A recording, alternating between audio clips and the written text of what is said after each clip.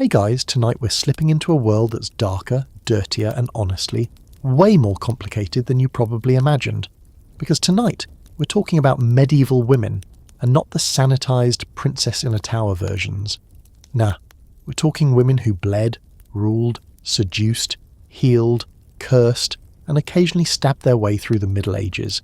You think you could have handled them? Not a chance. You probably wouldn't even make it past dinner.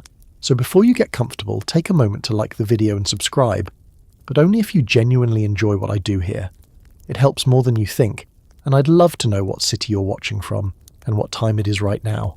Now, dim the lights, maybe turn on a fan for that soft background hum, and let's ease into tonight's journey together. You're standing in a cramped one-room cottage somewhere in 12th century England. The air is thick with wood smoke and the musky tang of damp wool. Outside, there's a shrieking pig being slaughtered, and a cartwheel stuck in mud for the third time this week. Inside, a woman named Agnes is absolutely crushing it, grinding grain with arms like braided rope, hurling commands at 3 kids under the age of 8, and somehow still remembering that tonight she has to help deliver her neighbour's baby. Again. She hasn't read a book in her life, but she can calculate debt in her head, negotiate grain prices like a market shark, and will, without hesitation, beat a grown man with a cooking ladle if he gets mouthy. You're not built for this. This isn't just survival. This is dominance, wrapped in homespun linen, with a permanent scowl and calloused hands. Medieval women didn't have the luxury of being passive. They were the backbone of the household, the economy, and often the battlefield of spiritual warfare. Yep, both figuratively and literally. The weaker sex, not unless you're into frostbite, famine, and feudal politics before breakfast. And speaking of frostbite, let's talk about how medieval women handled winters, especially in Northern Europe. You've got layers of wool, maybe a fur-trimmed cloak if you're lucky, and everything still smells faintly of sheep. Your water's frozen, the chickens are dead, and you've got to find a way to stretch barley porridge for 7 mouths. She's got a system. You've got hypothermia. Here's a fun historical tidbit. In 1370s England, during one of the many delightful episodes of the Black Death, records show women taking over land titles and local business contracts at way higher rates. Why? Because the men were dropping like flies. But did these women cry about it?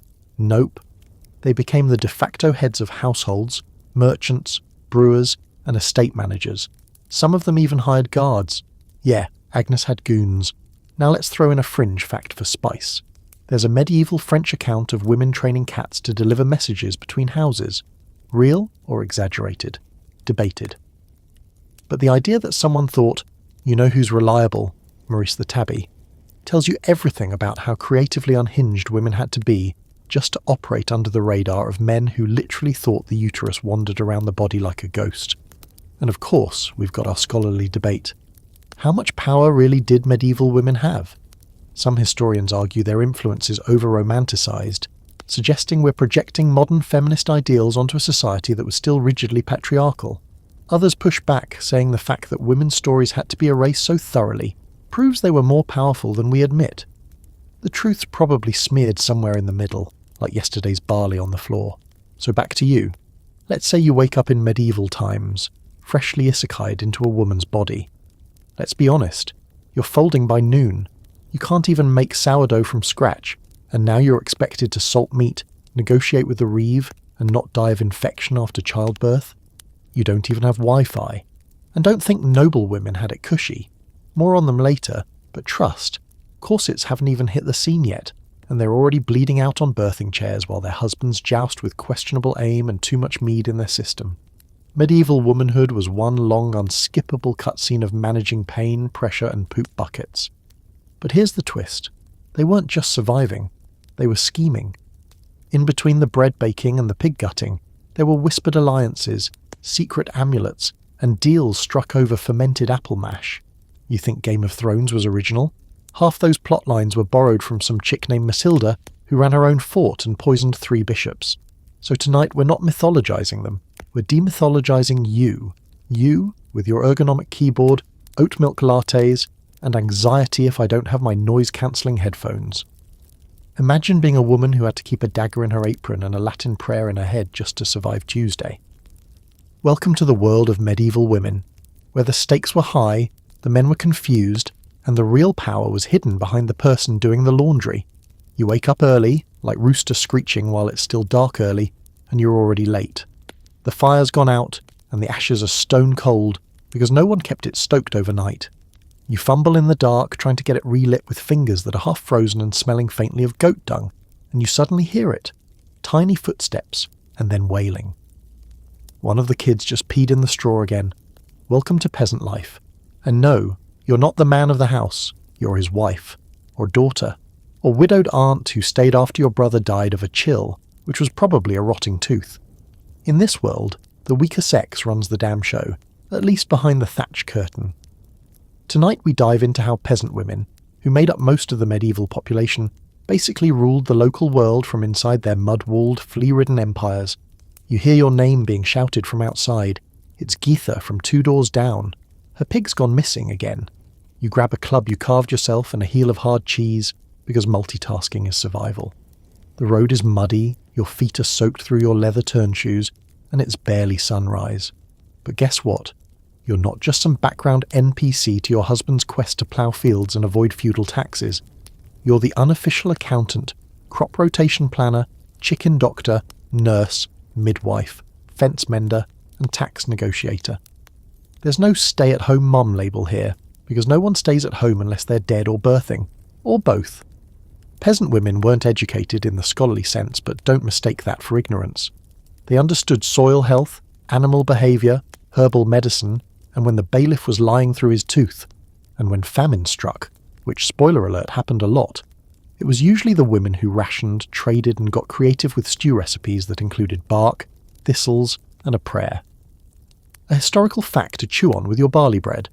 In 14th century Italy, records show that women in rural towns often controlled the dairy economy, not just milking the cows, but processing the cheese, selling it, and negotiating contracts. In some areas, they ran independent cheese-making guilds. That's right.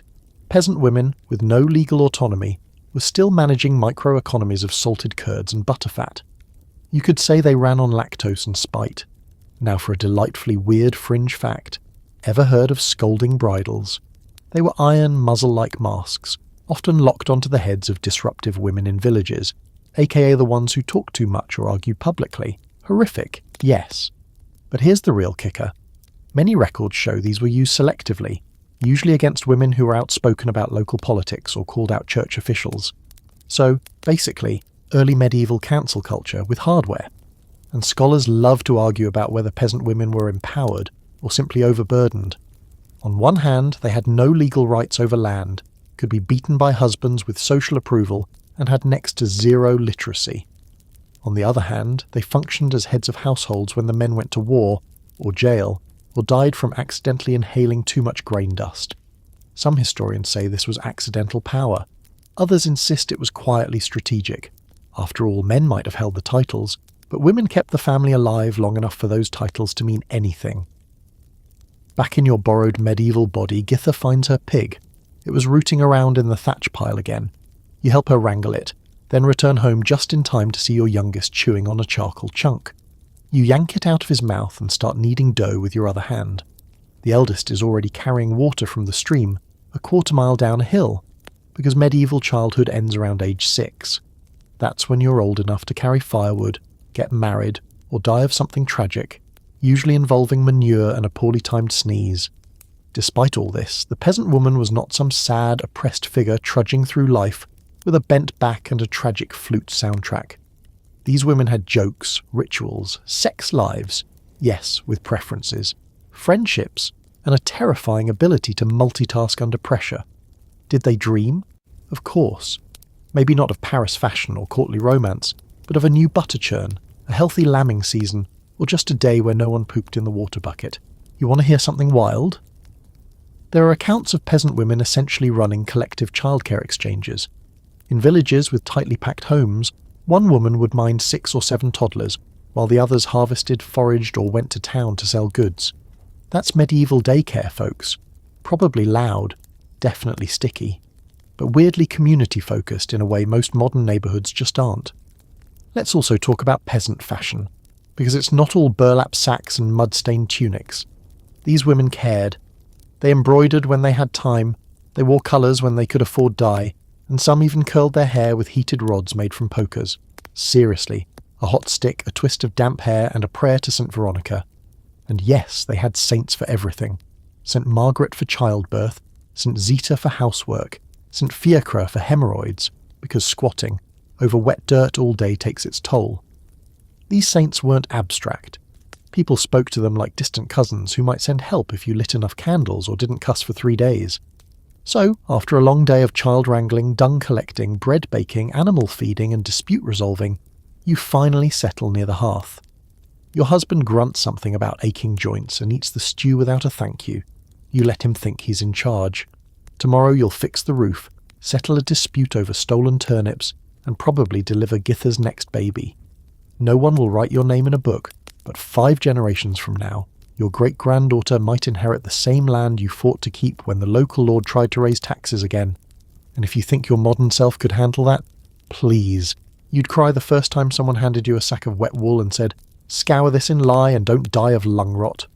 You're standing in the stone-cold shadow of an abbey now, tall, austere, and somehow always damp, even in sunshine. Bells toll softly in the distance. There's the faint scent of beeswax, baked bread, and something more mysterious. Parchment and ink, maybe. Or sanctified secrets. Tonight, you've entered the world of the medieval nun. And no, don't yawn. Forget everything you think you know about cloistered life. These weren't just quiet women sipping broth and humming Latin hymns in beige robes. Behind those walls, political influence, brewing operations, coded letters, entire kingdoms worth of gossip passed hand to ink, ink to vellum. You think influencers invented passive-aggressive posting. Nuns have been shading bishops since 874. You walk the cloister, sandals scuffing on wet stone.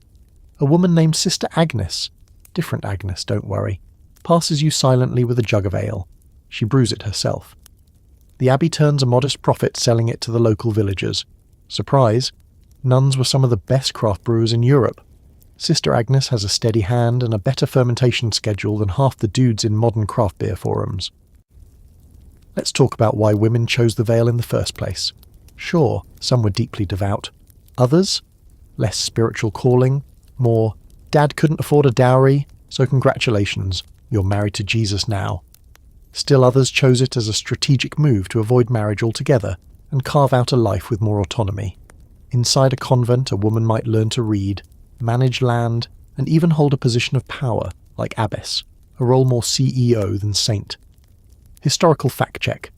In 12th century Germany, Hildegard of Bingen, yes, the same nun who basically invented the concept of a multi-talented genius, ran her own convent, wrote books, composed original music, corresponded with popes and emperors, and claimed visions that people still argue about today. She was also very into herbal medicine, celestial visions, and had what might generously be described as strong opinions. If Hildegard had TikTok, she'd be in constant beef with theologians and wellness influencers alike. And here's your fringe fact of the night.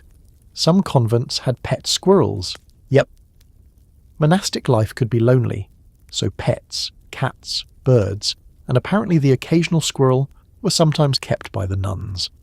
One manuscript even includes a marginal drawing of a nun chastising her squirrel for stealing food. Imagine the drama. Sister Mary, your squirrel is in the butter again. But here's where it gets serious. Convents weren't just about singing and squirrel drama. Many became havens for politically exiled women, especially widowed queens or noblewomen fallen out of favour. Behind their walls they strategized, wrote letters, maintained diplomatic networks. Some even ran espionage on behalf of sympathetic factions. You think it's a sweet life of prayer and porridge, but you're walking through the hidden HQ of a resistance movement. With incense. You sit in the scriptorium for a moment, one of the few warm rooms in the abbey, thanks to the constant candlelight. Here, nuns labour over manuscripts, copying texts in careful script. And not just Bibles. Some copied Greek philosophy, some even annotated medical texts. And here's the scandal. A few inserted opinions. Marginal notes where they questioned the logic of male theologians, or inserted clarifying language to make something make sense. One famously added, "This is nonsense," next to a particularly dense commentary on sin. Scholars still debate just how literate the average nun was. Was this intellectual activity widespread, or limited to a few elite convents? The evidence is scattered, biased, and sometimes deliberately erased. But we know this. At a time when most women couldn't even sign their names, some nuns were writing entire books, religious, medical, even erotic allegories cloaked in symbolic language. And let's not pretend the walls of the convent always held. Stories abound of wandering nuns who escaped, fell in love, or simply vanished. One record from the 13th century England details how a nun seduced a local priest, ran off, and ended up in court after setting fire to the mill he worked at. Fire, the mill, over a breakup. You might say they were passionate about their freedom. And the abbesses? Oh boy. Some were more powerful than local lords. An abbess could oversee land, collect rent, judge minor crimes, and even maintain her own militia of guards. And she didn't answer to local bishops. She answered only to Rome. That made certain convents literal loopholes in the male-dominated structure of medieval power. You're watching a mealtime now, in the refectory. It's silent, except for the soft voice of a reader reciting scripture, while the others eat lentils and black bread. But between every bite, there's a layer of tension. Sister Clara is not making eye contact with Sister Beatrix, and no one's forgotten last week's incident involving a suspiciously missing cloak and a strongly worded psalm. Convent life had hierarchy, rules, punishment, and the petty drama of 1,000 high school cafeterias, but in Latin. Outside you notice rows of herb gardens. These nuns are growing medicinal plants, valerian, yarrow, comfrey. They treat locals who can't afford the village doctor. They're birth assistants, wound stitchers, fever whisperers, and in a time when illness was often blamed on sin, nuns quietly, stubbornly practice something very close to science. So could you handle it? A schedule carved into the bones of the day, vigils at 2 a.m, chores by sunrise, endless prayer, icy floors, bad posture, and no private snacks. Your journal? Confiscated. Your Spotify playlist? Replaced with haunting Gregorian chants sung off-key by Sister Benedicta. Also, it's November, and your one robe smells like pickled turnips because the laundry froze. Still, for some women, this was freedom. No husband, no children, no mandatory childbirth roulette. You get a room, you get books, you get a voice in a world that normally ignored you, and you get a community of other sharp, frustrated, curious, fiercely faithful women navigating a society that gave them little, and watching them make much of it anyway. So yeah, nuns, they weren't just anything. They were power, cloaked in prayer, and you probably still couldn't keep up. You're in a stone hall now, the kind with tall banners, unlit torches on the walls, and a fireplace so large it could roast a horse, and probably has. You're waiting for the lady of the manor, and yes, she's taking her time. Not because she's lazy, but because she just got back from inspecting the storage cellars, interrogating a steward over missing wine, and managing a letter from her husband who's off in the Holy Land crusading, which is really just code for dying slowly in armour under the Syrian sun. When she finally enters, she's not what you expected. No perfume-drenched lady in silk, fainting into her embroidery hoop. She's wearing a practical wool gown, fur-lined boots, and an expression that says she's absolutely done with everyone's incompetence today. Meet Lady Sibylla, and tonight you're going to learn what it meant to be a warrior wife in the medieval world. Because someone had to run the castle while the men were out playing Holy War. Sibylla's husband left months ago with a kiss on the cheek, a vague promise to send letters, and most of the estate's military resources. That means she's got to manage not just food stores and servants, but security, diplomacy, and morale. And if the neighbouring lord starts getting cute and testing boundaries, she has to decide whether to bribe, threaten, or put on her armour and personally ride to the disputed border. That's not a metaphor. Let's make it clear, some noble women absolutely fought. Not every day, and not in full plate mail with a flowing banner, but they defended their homes, raised militias, and even led sieges. Historical fact.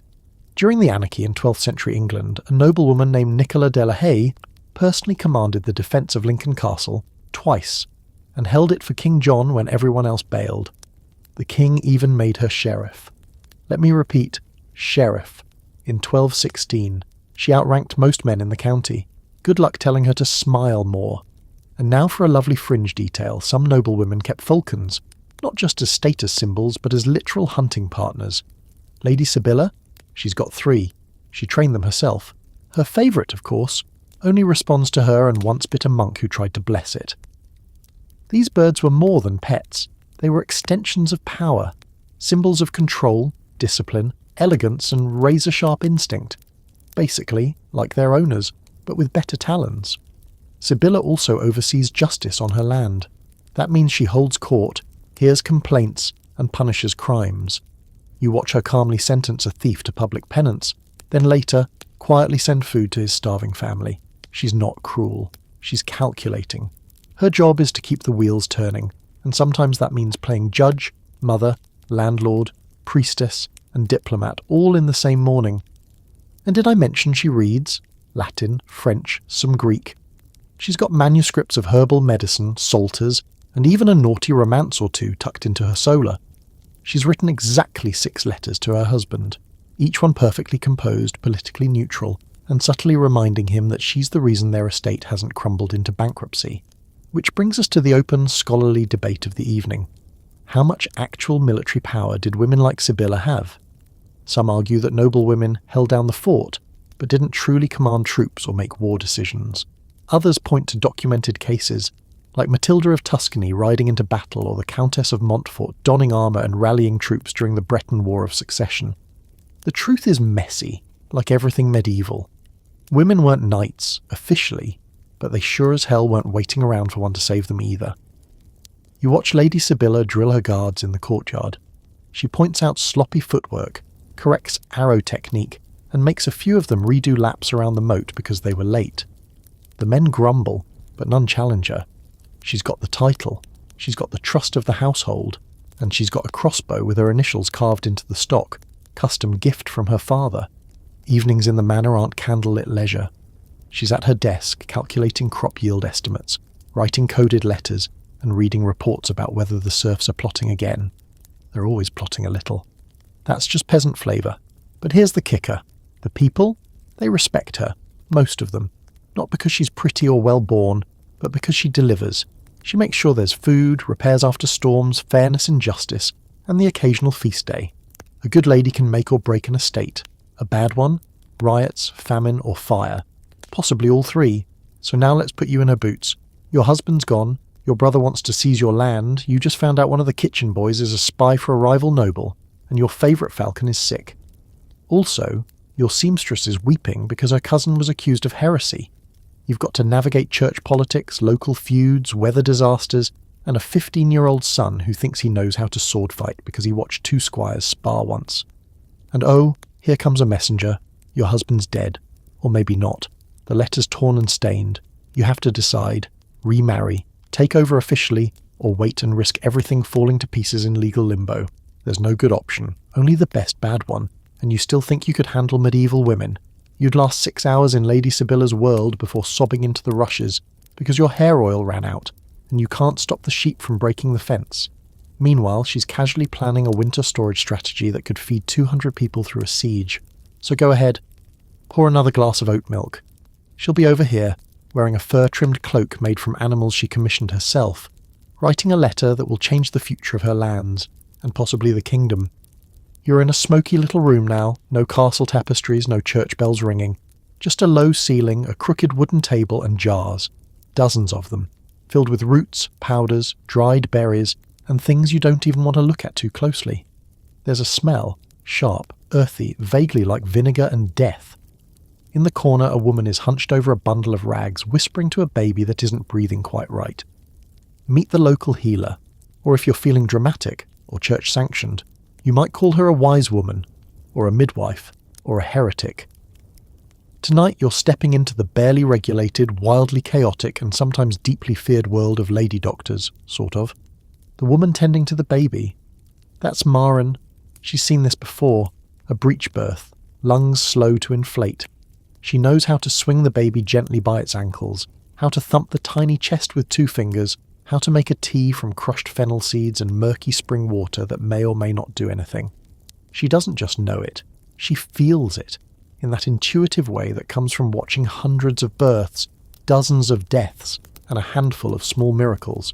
She's not licensed, because no one is. Medical practice in the medieval world is the Wild West in a linen headscarf.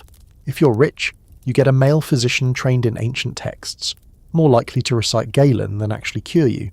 If you're everyone else, you get Maren, and 9 times out of 10 she's your better bet. Let's get historical. In 1322, a woman named Jacoba Felicie was brought before the French court for practicing medicine without a license. She was literate, trained, successful, and, unfortunately, female. She defended herself, saying she'd cured people the male doctors had failed. Still, she lost. But the court transcripts? They show a woman who understood anatomy, illness, and medicine far better than most of her educated male peers. So what made her dangerous? Not incompetence, power. You want a fringe fact? Here's a gem. In some regions, midwives carried secret manuals. Passed from woman to woman, these books contained herbal recipes, childbirth rituals, prayers, and diagrams, sometimes accurate, sometimes mystical. These manuals were hidden, handwritten, and often covered in wax or fat from being handled during actual procedures. Imagine flipping through one of these by candlelight, elbow deep in someone's labour pains, trying to remember which route was for hemorrhaging and which one was for calming screams. Now, were all these women miracle workers? Of course not. Some were quacks. Some probably killed more than they cured, but the majority, they knew their craft. Because when knowledge is passed down by apprenticeship, not textbooks, you have to earn it with blood and mistakes and muscle memory. You're shadowing Maren now, and she's not stopping to explain things to you. She's too busy treating a swollen ankle with a poultice of comfrey and spit, while boiling water for an herbal bath that's supposed to prevent womb wandering. Yes, that was a real diagnosis. People thought the uterus could literally float around the body and cause chaos. Hysteria. That's where the word comes from. Ancient nonsense, sure, but Maren's got her methods. She doesn't need to believe in every theory, she just needs to fix people. And here comes the scholarly debate. Were these women truly part of a medical tradition, or just folk practitioners with luck and local charm? Some argue they were the backbone of practical medicine, accessible, experienced, and affordable. Others say they were tolerated only until they crossed a line. One too many recoveries, one too much influence, and suddenly they're witches. It's a fine line between healer and heretic when the church controls the definitions. Case in point, if Maren's too good, the priest gets nervous. Already he's hinted that her herb garden looks unnatural, that her presence at every difficult birth seems coincidental. The truth? She scares him. Not because she's evil, but because she saves people. Better than he can. You ask her if she's afraid. She shrugs. Afraid of what? She mutters. Bleeding? I've done that. Dying? I've seen it. Men? Well. She gives you a look like you've just asked if water is wet. She hands you a vial. It's sticky, dark red, and smells like cloves and old wine. For pain, she says, but only a little. Any more and they don't wake up. So now let's imagine you take her place. You've got a knock at the door at 2 a.m, a boy with a gash on his arm and a mother screaming about demons. You've got no electricity, no sterile tools, and your only assistant is a deaf goat that keeps licking the bandages. You have to calm everyone down, stitch the wound, keep it from festering, and then go deliver twins in a hut 3 miles away through the rain, with wolves howling somewhere in the woods. And don't forget, if someone dies, it's your fault. If too many die, it's your trial. One bad month and they're burning your house down, digging up your herb beds, and calling you a witch. This is not a gentle life. It's not clean or safe or fair, but it's necessary. Because for every noble with a Latin-quoting physician, there are 100 villagers who rely on women like Maren. On the quiet strength of knowing which leaf stops the bleeding, on the soft touch during a long, screaming night, on the firm voice that says, "Push now, girl, you're not dying today." So no, she didn't go to medical school, she didn't wear a white coat. But in a world where knowledge was hoarded and pain was constant, she offered something precious, relief. And if you think you could just step in and do what she does, you're welcome to try. But good luck remembering which root causes paralysis and which one just makes you fart like a warhorse. The first thing you notice is the silk. Not just silk clothes, silk everywhere. Draped over benches, rippling from windows used as towel substitutes, even worn by servants who probably haven't bathed in a week, but are still somehow swaddled in luxury. This isn't a castle, not exactly. It's a Byzantine villa in Constantinople, 11th century, and you've officially entered the most glamorous and politically lethal room of the medieval world. Tonight you're hobnobbing with the real housewives of Constantinople, and spoiler, these women are not just pretty faces with opinions on lace trim. They're manipulators, influencers, informants, and survivors in one of the most unstable, drama-packed empires in history. Forget royal courts in France. Forget whatever you think Versailles invented. The Byzantine court did it first, and the women here played the long game with daggers tucked under their sleeves and theology on their tongues. You're at a dinner now, reclining on embroidered cushions, staring at a woman named Theodora. No, not that Theodora, not yet. This one is a well-placed noblewoman whose husband works in the treasury, and whose real skill lies in listening silently and remembering everything. She's sipping diluted wine, laughing at jokes she doesn't find funny, and calculating who's likely to be exiled next week. That's her superpower, political weather forecasting. Because here, women can't rule, technically. But the Empress, she can whisper, and the lady with the most discreet tongue and best gossip network can hold more sway than a battalion of guards. Historical fact, Empress Irene, in the 8th century, ruled as regent for her son, then eventually had him blinded to take the throne for herself. She ruled the empire outright, one of the first women in history to do so in her own name, not just as a stand-in for a man. Her reign was marked by both cultural brilliance and ruthless politics, and yes, she probably would have made Regina George cry. And here's your fringe fact for tonight. Upper-class Byzantine women sometimes wore perfumed wax on their hair to hold its shape and scent. Not joking, wax, with spices. So not only are these women walking information weapons, but their heads are literal scent bombs of cinnamon and control. You try to follow the conversation, but it's impossible. Everyone's saying something without saying it. Oh, did you hear Lady Cassia's son has the croup again? Translation, her family line is weakening. I saw the eunuch Thomas speaking with the Empress privately. Translation, a coup might be brewing, and I have receipts. Even a glance here is weaponized. A late arrival, suspicious, too early, desperate, too quiet, hiding something, too loud, definitely new money. And these women know theology like modern politicians know polling data. Because in Constantinople, the church and the state are Siamese twins. Sever one, and the other bleeds. So they study scripture, liturgy, heresy accusations, and saints' biographies the way your friends memorize reality show drama. Except in this version, someone might get exiled to a monastery for backing the wrong archbishop. The scholarly debate here is delicious. How much power did Byzantine women actually have? Officially very little, but court documents, private letters, and diplomatic reports show a constant shadow world of female influence. Were they manipulating from the margins, or from the very centre just behind a silk curtain? Historians disagree, but one thing is certain. These women knew everything, and they used it. You follow Lady Theodora to her personal chambers after dinner. It's late and she's removing her jewellery, not because she's going to bed, but because she's changing into her work clothes. A lighter robe, no metal, easier to pace in. She's about to write 4 letters, one to her cousin in Thessalonica about troop movements, one to her contact in the palace kitchens, one to a bishop she may or may not be blackmailing, and one to her sister, begging her not to marry the goat-faced merchant their father picked out. And did I mention the silk smuggling? Yes, silk was a tightly guarded trade, especially in earlier centuries, but that didn't stop Byzantine noblewomen from operating behind-the-scenes networks for smuggling, buying and distributing the stuff.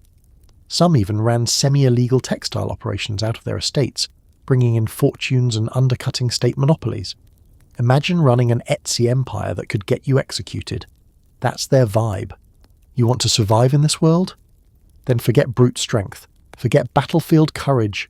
Here, it's all about subtlety, the right tone, the correct blink rate, knowing when to faint at a public sermon and when to casually mention you've been thinking about retiring to a convent, which everyone knows is code for I'm about to ruin your life. You're trying to write your own letter now, and you're struggling. Your ink's smudging, your pen's splitting, and you just spilled wax on your new robe. Meanwhile, Theodora is composing the equivalent of 4 psychological grenades and a marriage proposal in under 20 minutes, all while giving you side-eye because you sat down without permission. And if you cross her, you won't even know you've been destroyed until your cousin's arrested, your estate is seized, and you're shipped off to a nunnery in Armenia with nothing but a box of prayer beads and a dress 3 sizes too small. Still think you could hang with the Real Housewives of Constantinople? You can't even sit through brunch without checking your phone. These women survived iconoclasm, imperial coups, plague outbreaks, and bad poetry, and still found time to embroider 7 different gospel scenes into a wall hanging just in case the emperor dropped by. So good luck keeping up. These ladies didn't need swords, they had tea, and in Byzantium spilling it was an Olympic sport.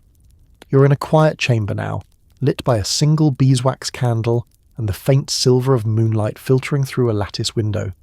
Everything smells faintly of ink, dried lavender, and something musty, like old ideas left too long in a dusty mind. On the desk in front of you is a book, handmade, bound in leather, no title. You open it carefully and the first line stares up at you in careful, slanted script. My heart burns like wild thyme beneath the moon. That's surprisingly steamy. Tonight you're stepping into the ink-stained world of women who wrote, and not just wrote cookbooks or nice letters to bishops. We're talking women who chronicled their visions, spilled their desires, confessed their sins with poetic flair, and in some cases just straight up roasted the patriarchy. These are the pens you weren't supposed to know existed. Welcome to the shadow library of medieval femininity. The woman who wrote that burning time line. She's sitting nearby, hunched over her work, sleeves rolled to her elbows, hair pinned messily, half nun, half novelist. Her name might be Eloise, or Marie, or Marjorie. She's writing in Latin, or French, or a dialect that even her neighbours think sounds weird. But the words, pure fire. Let's start with a fact. In the 12th century, a woman named Marie de France wrote a series of poems, Les, about love, betrayal, female desire, and werewolves. Yes, werewolves. These were courtly stories with knights and ladies, but from a woman's perspective. She didn't sign her full name, just Marie, as if daring the reader to guess which noblewoman or abbess had the audacity to write about a woman choosing love over duty. And here's your fringe fact. Some medieval women's writings included coded erotica hidden in religious allegory. A hymn to Christ might read suspiciously like a love letter. A devotional poem might include a little too much detail about longing and trembling hands. You could argue it was all metaphor. But you'd be missing the point, because for many women, writing was the only space where their inner world could breathe. Take Marjorie Kempe, a 15th century English mystic and mom of 14, yes, 14, who decided one day that she was done with domestic life and would rather travel around Europe crying about Jesus. And then she dictated her life story, the first autobiography in English, by the way. It's dramatic, verbose, and full of spicy theological takes. Also, she sobbed. A lot. Like brought to tears by church statues a lot. Still, she refused to be silent. Refused to behave. She claimed visions. She argued with priests. She got kicked out of cities. And she did it all while dressed in white to symbolize chastity. After childbirth. 14 times. Imagine the sheer nerve. Now here comes the debate. How much of these women's writing was authentic, and how much was filtered through male scribes? Because many women dictated their work. They couldn't write themselves due to social or educational limitations, so a lot of what survives was copied, corrected, or interpreted by men. Did Marjorie really say that? Did Hildegard's visions get edited to be more palatable? Historians argue endlessly, but even through the edits their voices shine through, loud, unruly, complicated. Back in the candlelit chamber you try to write. Just a line. Anything. You're handed a quill made from goose feather, already sharpened. You dip it into a walnut ink pot. You hesitate. The paper is rough and uneven. Every stroke takes concentration. There's no delete key, no autocorrect. If you mess this up, you've wasted hours of someone's labour, from tanning the parchment to grinding the ink. Now imagine doing this while hiding your work from your confessor, or your husband, or your entire monastic order. Imagine being told women shouldn't read, let alone write, because it inflames the imagination and draws the soul from God, and doing it anyway. Because writing wasn't just storytelling, it was resistance. It was a woman's way of saying, I was here, even if no one asked, and not everything was religious or romantic. Some wrote medical texts, others chronicled local histories or family lineages. Some composed letters that revealed entire underground networks of influence. Daughters writing to mothers, widows to bishops, nuns to nobles. Even love letters between women, hidden in plain sight under the cloak of friendship. Here's a particularly haunting moment. In one manuscript margin, a woman scribe, name lost, pauses in her copying and writes, Lord, Deliver me from men. That's it.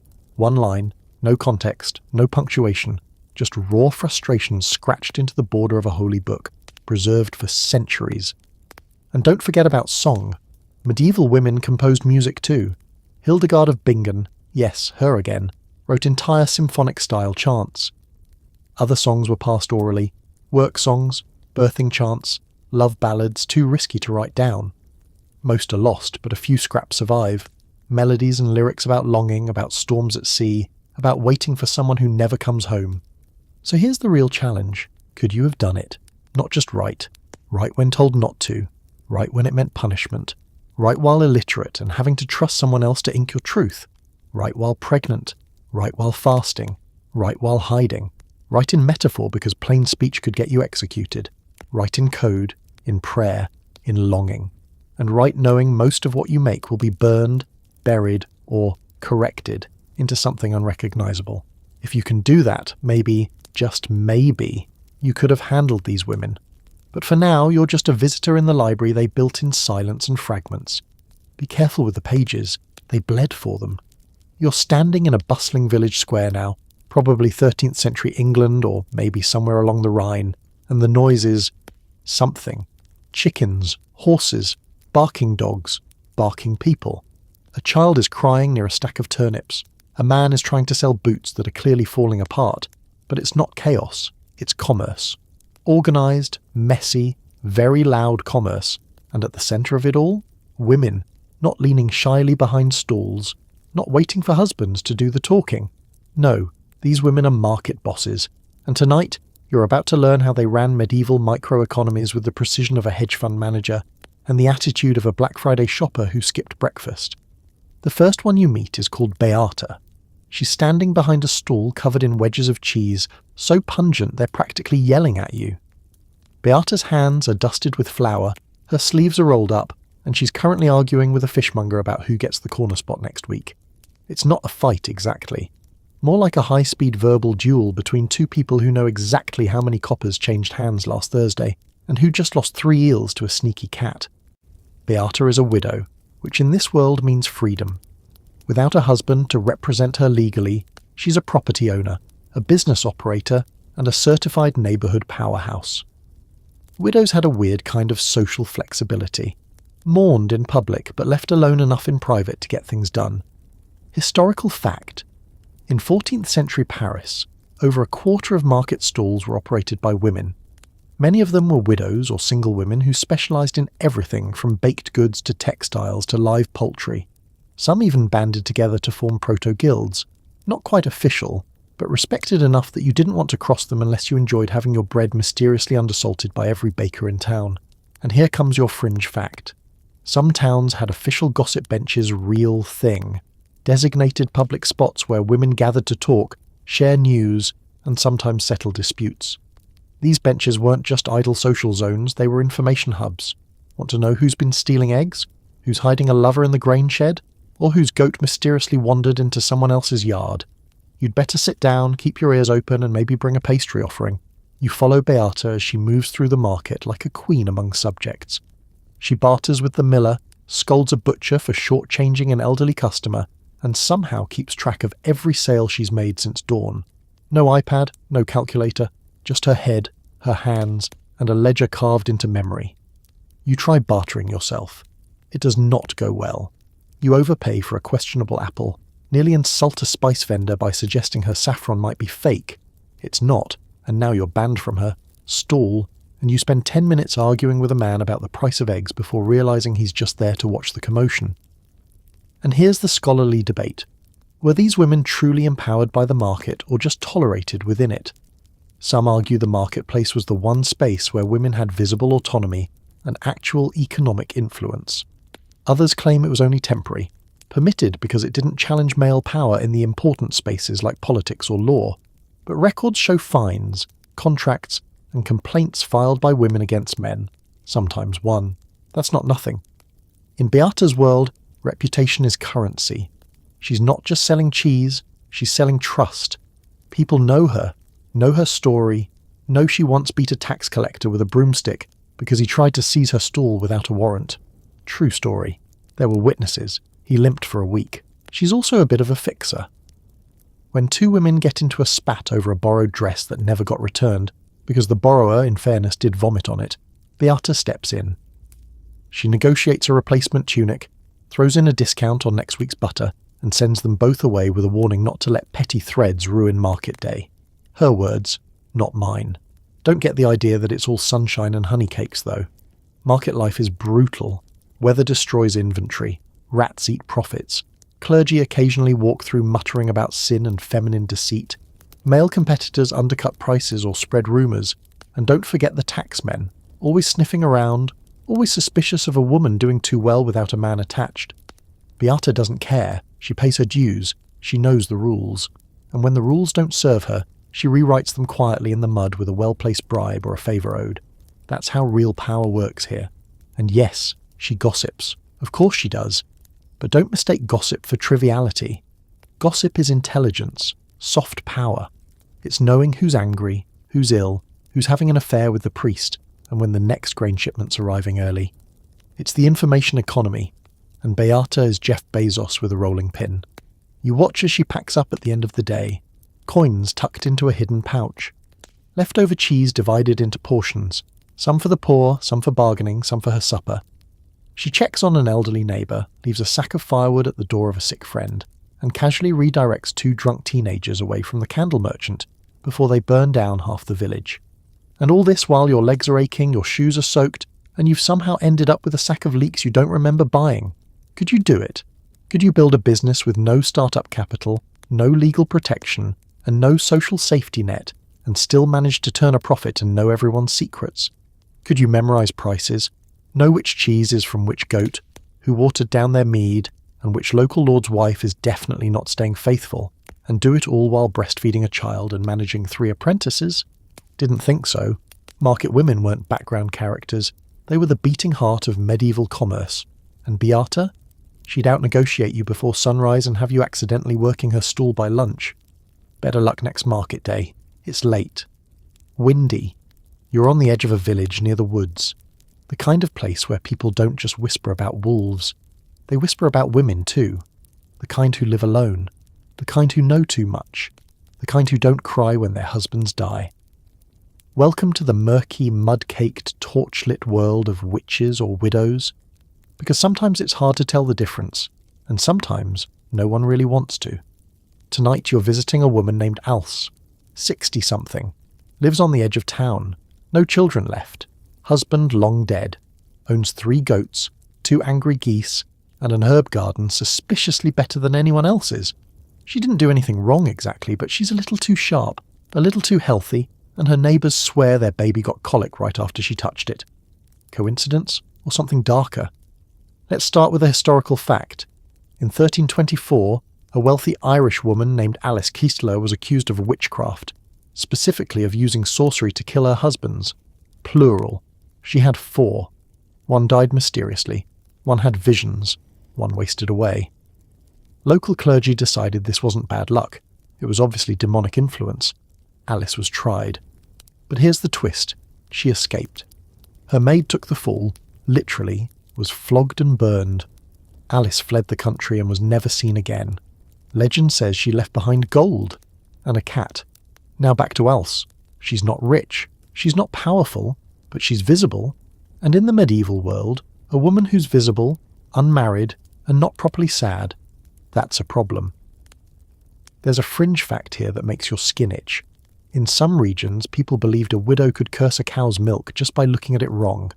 This is called the evil eye, and it shows up in court records across Europe. Widows were accused of souring beer, spoiling harvests, or even killing children. No proof, of course. Just everyone knows. And here's the academic fight over it all. Were medieval witch accusations really about belief in magic? Or were they just a cover for social control? Some scholars argue these accusations were always about power, keeping difficult women in check. Others say, no, people genuinely feared magic, especially in times of crisis.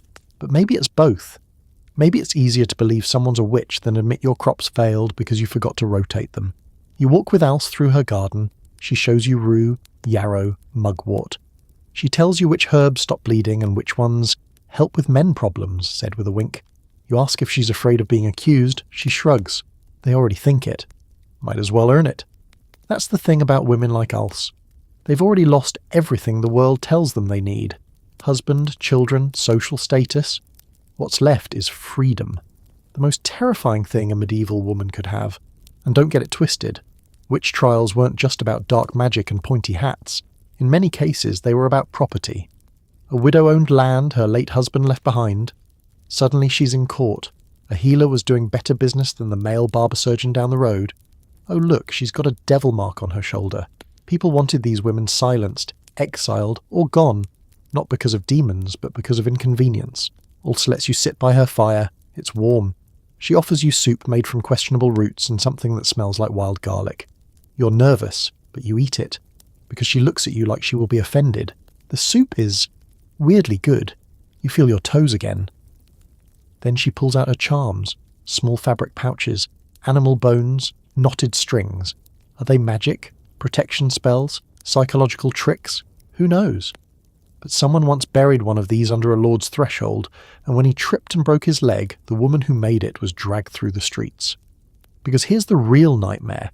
Medieval justice didn't care about evidence. It cared about consensus. If enough people whispered, "You burned." You think you could handle that? Imagine trying to explain that your herbal fertility treatment wasn't a hex, that your extra butter wasn't made by demons, that the owl nesting in your rafters isn't your familiar, it's just an owl. And imagine doing it all while watching your friends, your neighbours, people you fed, nursed, sang with, testify against you. Still think you're tough? Try being tough when the torch is lit and the rope is tied and someone's holding a Bible while they call you unholy. Not all women accused of witchcraft were old, or widows, or healers. Some were just inconvenient. Too loud, too poor, too unmarried, too clever. But the overlap is clear. The more independent you were, the more at risk. You watch Ulse poke the fire. She's thinking. She tells you about her sister. Also accused. Also acquitted. Only to vanish a year later. No one asked questions. Everyone knew what had happened. They just didn't want to admit it. And Ulse? She's still here. She's careful. She shares her herbs, but not all her knowledge. She keeps her face unreadable. She smiles at the priest even when he looks at her like she's a wolf in a bonnet. You get up to leave. The night is cold again. The geese hiss at you as you pass the gate. You're not sure what just happened. Was she dangerous? Or just lonely? Or just smart in a way the world refuses to acknowledge? In the morning someone will say your skin looks better, that you slept well, that your stomach stopped hurting. Maybe it's the herbs. Maybe it's the soup. Maybe it's just the relief of being around someone who doesn't need anyone's permission to exist. But don't say that too loudly. Someone might think you're under her spell and it's raining. Of course it is. Because tonight, you're not allowed a cosy castle or a warm hearth. Number. You're trudging through the slop of a medieval alley, trying to keep your shoes, well, your borrowed turn shoes, above the muck, and realizing too late that this isn't just rain. It's that cold, gritty, bone-deep drizzle that soaks you through and somehow makes your soul feel damp. And you're about to meet someone who doesn't care if you're cold. Her name's Joan, or maybe Thomas, or Will. Hard to say. Tonight she's wearing a hood low over her face and a belt knife tucked where no polite woman should be reaching. Why? Because tonight you've entered the secret, scandalous, and often dangerous world of medieval cross-dressing women. Let's start simple. You're watching Joan, we'll go with that for now, unload crates of fish at the docks. She's strong, quick, curses like a sailor, which frankly, she kind of is. No one blinks. No one says, "Hey, wait a minute," because Joan has passed as a man for years, and she's good at it. You wonder how she pulls it off. The voice, the walk, the clothing. That part's easy. Anyone can wear pants and squint aggressively. The real trick is confidence. Men don't question someone who acts like they belong. And Joan belongs, even if she was born with a name they buried under layers of wool and salt. Historical fact. In 14th century France, a woman named Jehanne, no, not that one, was discovered to have lived as a man for over a decade, working jobs forbidden to women, sleeping in inns, even serving in the army. When caught, she said she did it because men got paid more, which sadly is still relevant. Now for your fringe fact, there's an account from Germany of a nun who ran away, dressed as a man, joined a monastery, lived among the monks for years, and only got caught after death when her body was prepared for burial. No one had suspected a thing. Either she was incredibly careful, or the monks were incredibly unobservant. Honestly, probably both. But this isn't just about fishmongers or runaway nuns. Cross-dressing women show up in records from the battlefield to the bakery. They fought in wars, worked as scribes, apprenticed in male-only trades.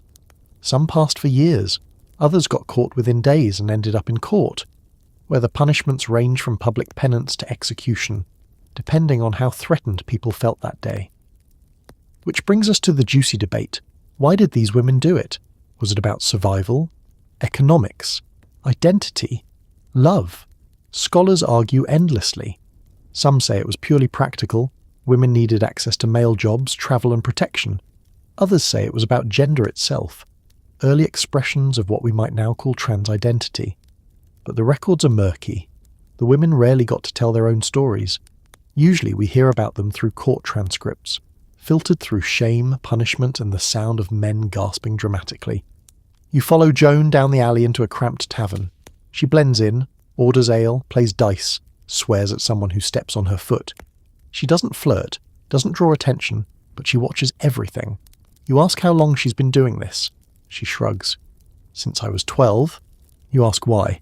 Another shrug. Would you rather scrub laundry all day and get beaten for breathing wrong? Fair point.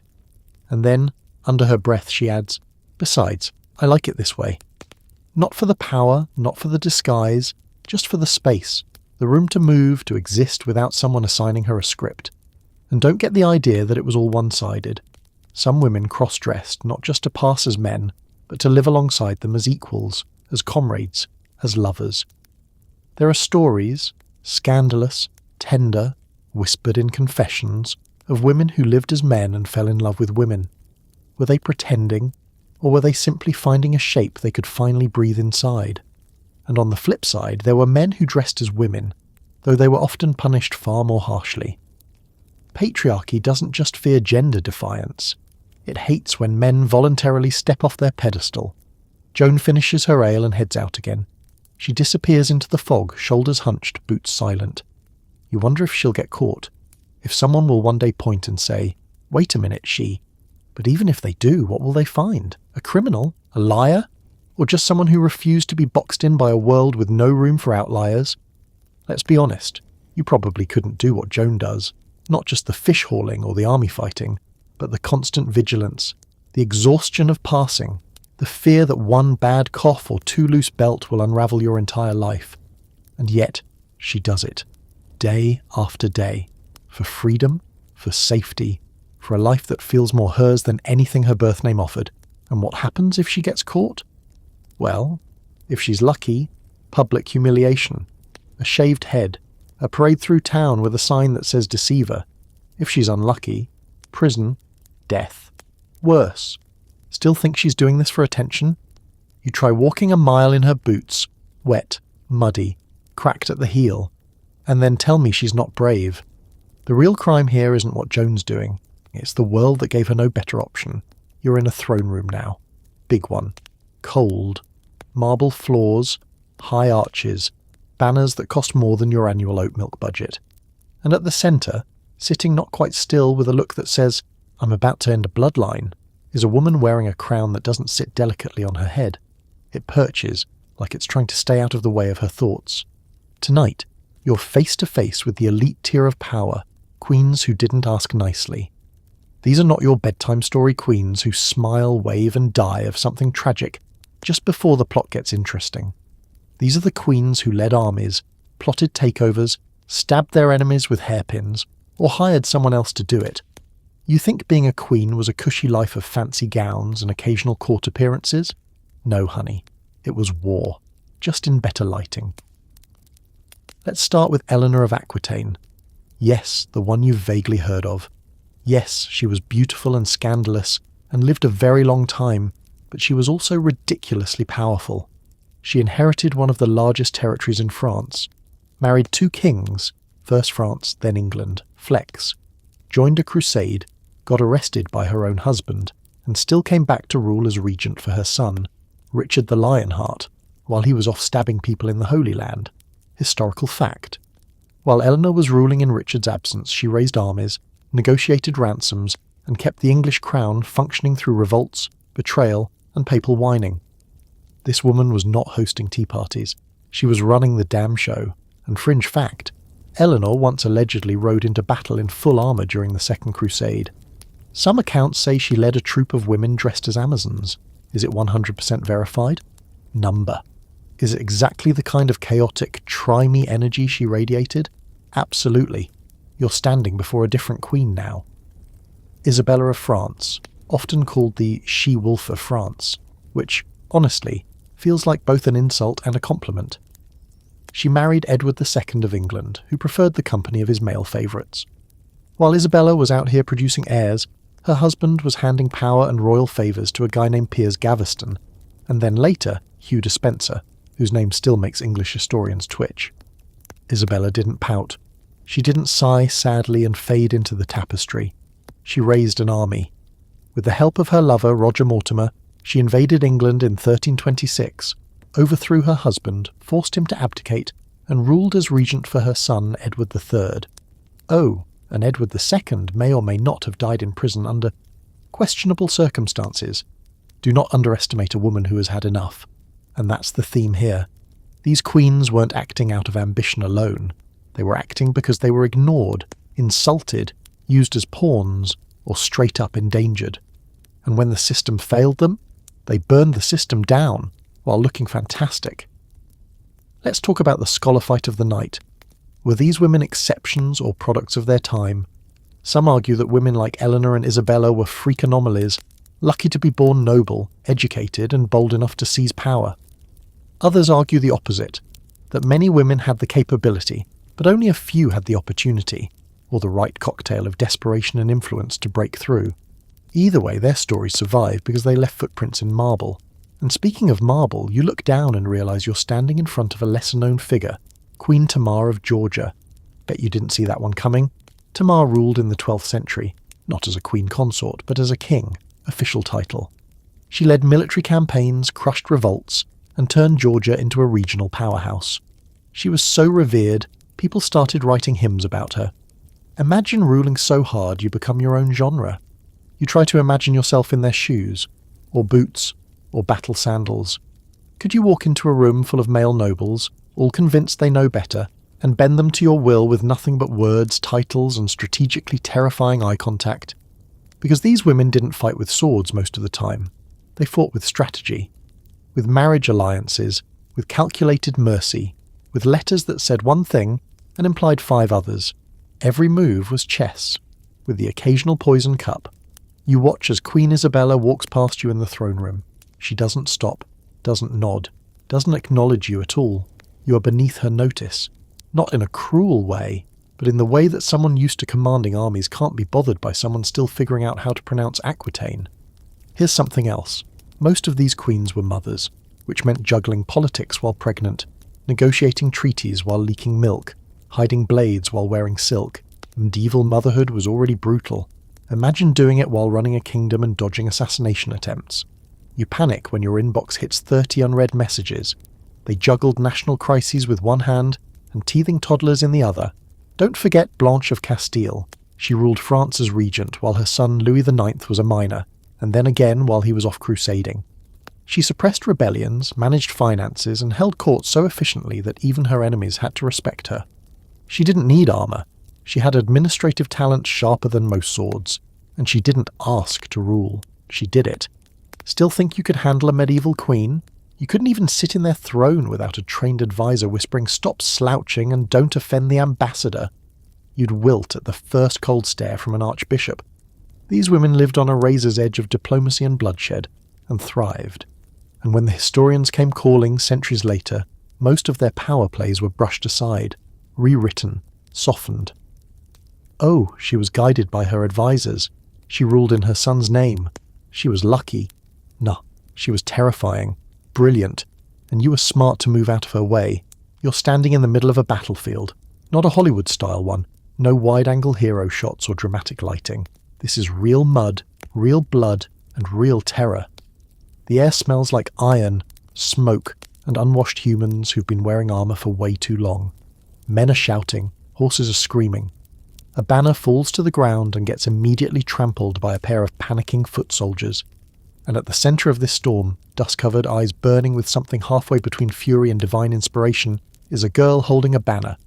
Yeah, it's her, Joan of Arc, the maid, the legend, the one you read about in 6th grade and promptly filed away under not relatable. But tonight, you're going to see her up close and realise this was no sanitised saint. She was real. She was loud. She was weird. And she was about 1,000 times more intense than any modern motivational speaker. Let's start with a historical truth bomb. Joan was born in 1412 in Domremy, a nowhere village in eastern France. She was a peasant. No fancy lineage, no education beyond a bit of catechism.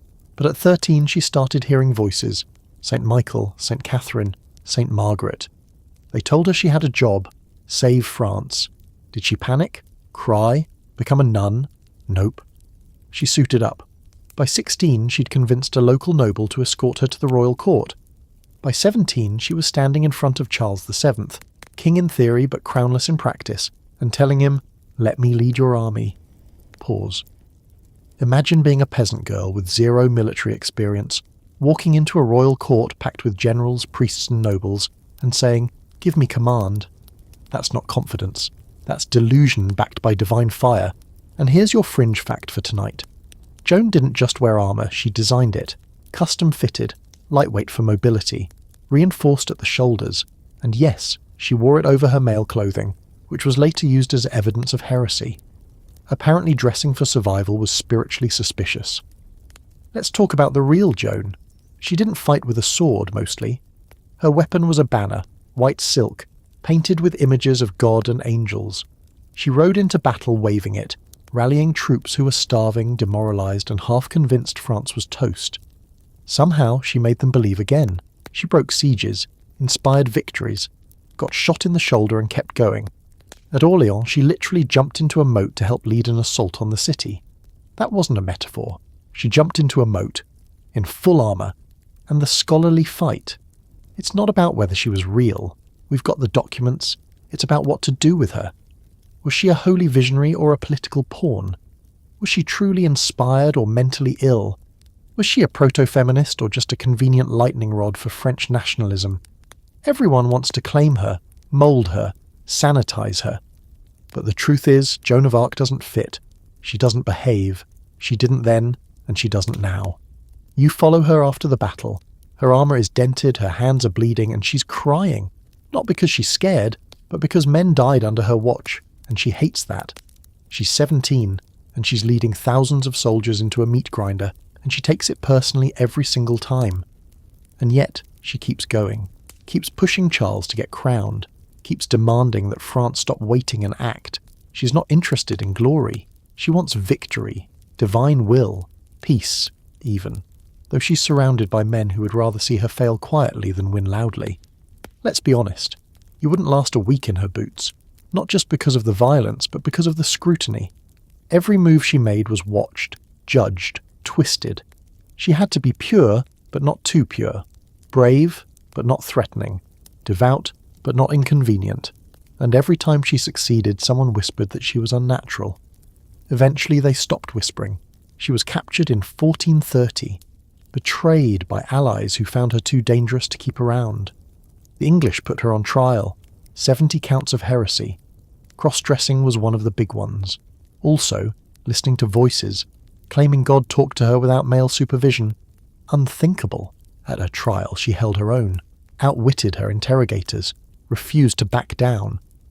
And even when she was promised safety in exchange for submission, she hesitated. Not out of pride, but clarity. She knew what was right, and they hated that more than anything. She was burned at the stake in 1431, 19 years old. Still think you could have done what she did? Could you face down the crown, the church, the army, and your own doubt, and still raise that banner? Could you be told every day that you're mad, dangerous, wrong, and still choose to speak? Because Joan wasn't a symbol when she was alive. She wasn't tidy or palatable. She was infuriating, inconvenient, unshakably sure, and that's what got her killed. But here's the part no one expected. 25 years later, the church admitted they screwed up. Her trial was declared invalid. her name cleared, and in 1920 she was canonised as a saint. That's a long road, from peasant girl to heretic to martyr to patron saint of France. You don't get that arc unless you terrify a few bishops along the way. So next time you hear her name and picture some soft-focus painting of a doe-eyed maiden, remember the mud, the screaming, the cracked armour, the fire, and the girl who never wanted a crown, just a sword, a banner, and a voice she refused to ignore. You're walking into a workshop now, not a royal one, not even a particularly clean one. It smells like sweat, old wood, wet dye, and something vaguely like burnt goat. Welcome to the back alley of the artisan world, where things get stitched, hammered, spun, smelted, and stitched again. This is the real economy of the medieval world, and guess what? A lot of it was powered by women. Tonight, you're meeting the untidy, underpaid, unappreciated world of the Girls Gone Guild. Your first stop, a textile shop in 14th century Bruges. A woman named Catherine is weaving thread through a massive wooden loom, her foot pressing on a pedal, her hands moving in a blur. She's mid-30s, missing the tip of one finger, loom accident, don't ask, and runs this place with 2 daughters, a cousin, and one sullen apprentice who hasn't slept since Easter. The shop doubles as their home. There's yarn hanging from rafters, wool dust in the soup, and a sleeping cat on a sack of fleece that definitely belongs to a customer. This is a guild woman. Not officially, though. Guilds were notoriously gender exclusive, at least on paper. But there were loopholes, workarounds, back doors, and of course, brute economic necessity. A woman could inherit a husband's membership, or be allowed to participate as a femme sole, or like Catherine, just run the whole operation while pretending her brother is technically in charge from somewhere off-screen. Historical fact: in Paris, during the 13th and 14th centuries, there were officially recognised women's guilds.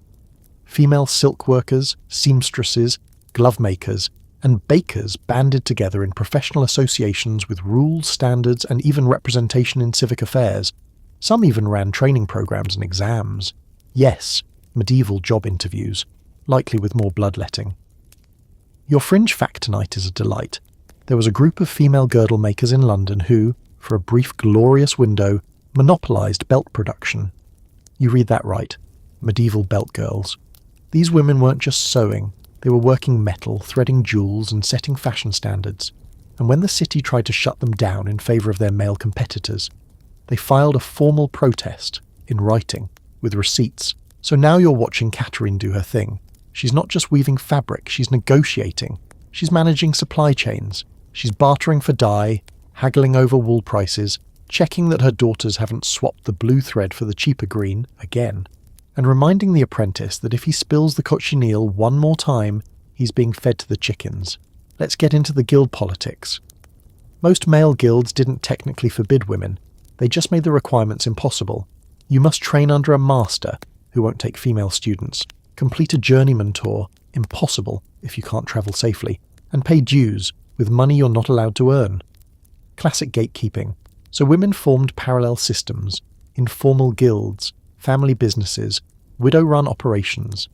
And in some places, like Florence and Ghent, women didn't just exist in the craft world, they dominated entire sectors. Textile production, dyeing, silk weaving, brewing, especially brewing, were women's industries before they were professionalised by men in the late medieval period. But of course, there's a scholarly debate here.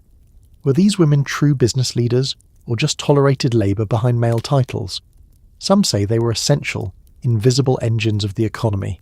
Others argue they were allowed just enough success to keep the system running, but never enough to threaten male dominance. The truth is probably both, which makes it even more infuriating. Back in the workshop, Catherine's oldest daughter is learning how to cut cloth for a custom order. The client's wealthy, wants extra embroidery, wants it yesterday. Catherine doesn't flinch. She nods, says the right prayers under her breath and gets to work. There's no time to worry about competition or regulations. There's barely time to eat. You try helping. You're not helpful. You cut the thread too short. You sneeze directly onto a nearly finished piece. You lean on the dye vat and knock it over, staining your tunic and half the floor. Catherine doesn't yell. She gives you a look. The kind of look that says, I have had 5 children, 3 miscarriages, 2 unpaid debts, and 1 guild inspector breathing down my neck. I will bury you under this loom. Fair. Later she explains the economics. Materials are expensive. Wages are low. The city taxes everything. If she's late on a shipment, the merchant could blacklist her. If she underprices, she gets undercut. If she overcharges, they'll go to the guildmen instead. It's not just craft, it's warfare with yarn. And then, just casually, she mentions that she trains other women. Young girls, neighbours, widows. They come to her to learn, not because they dream of opening Etsy shops, but because knowing how to weave, spin or sew might mean the difference between starvation and survival. She's not a teacher, she's a lifeline. You want to ask her what she dreams about, what she'd do if she didn't have to keep this whole machine going. But she just laughs. Dreams? She dreams of no rain for a week, of thread that doesn't snap, of a client who pays on time, nothing extravagant, just room to breathe. And here's a hidden layer of resistance. Sometimes, in their weaving patterns, women would stitch symbols, birds, stars, a hidden phrase in a local dialect, tiny acts of defiance, stitched into sleeves and hems. The guildmen couldn't see it, but the women knew. So, could you do it? Could you wake up at dawn, fix your own tools, manage 5 personalities in one room, work 12 hours with your fingers bleeding, smile politely at customers who talk over you, then count coins in the dark by candlelight while still finishing someone's wedding tunic, and then do it again tomorrow? Because these women didn't have the luxury of finding their passion. They built their lives thread by thread, stitch by stitch, until their names were forgotten, but their work lived on, wrapped around bodies, draped in churches, tucked in cedar chests, invisible but never unmade. Now you're stepping into a stone building that echoes when you breathe too loudly. Everything smells like wax, damp stone, and fear that's been baked in over decades. You're in a medieval prison, or maybe a cloister. Honestly, the line is blurry, especially for women, because tonight you're exploring a world where guilt, survival, and power play an exhausting game of musical chairs. Prison, penance, power. You're walking behind a nun in full habit. Her name is Sister Clarisse, and she's not exactly the pious wallflower you were expecting. She's gripping a ring of iron keys, walking like she owns the place, because she sort of does, and glaring at you like she can smell your impure thoughts. You're not wrong. This isn't just a convent. This is a holding chamber, a way station for souls in trouble, and women with nowhere else to go. Let's set the stage. You've got women here for all kinds of reasons.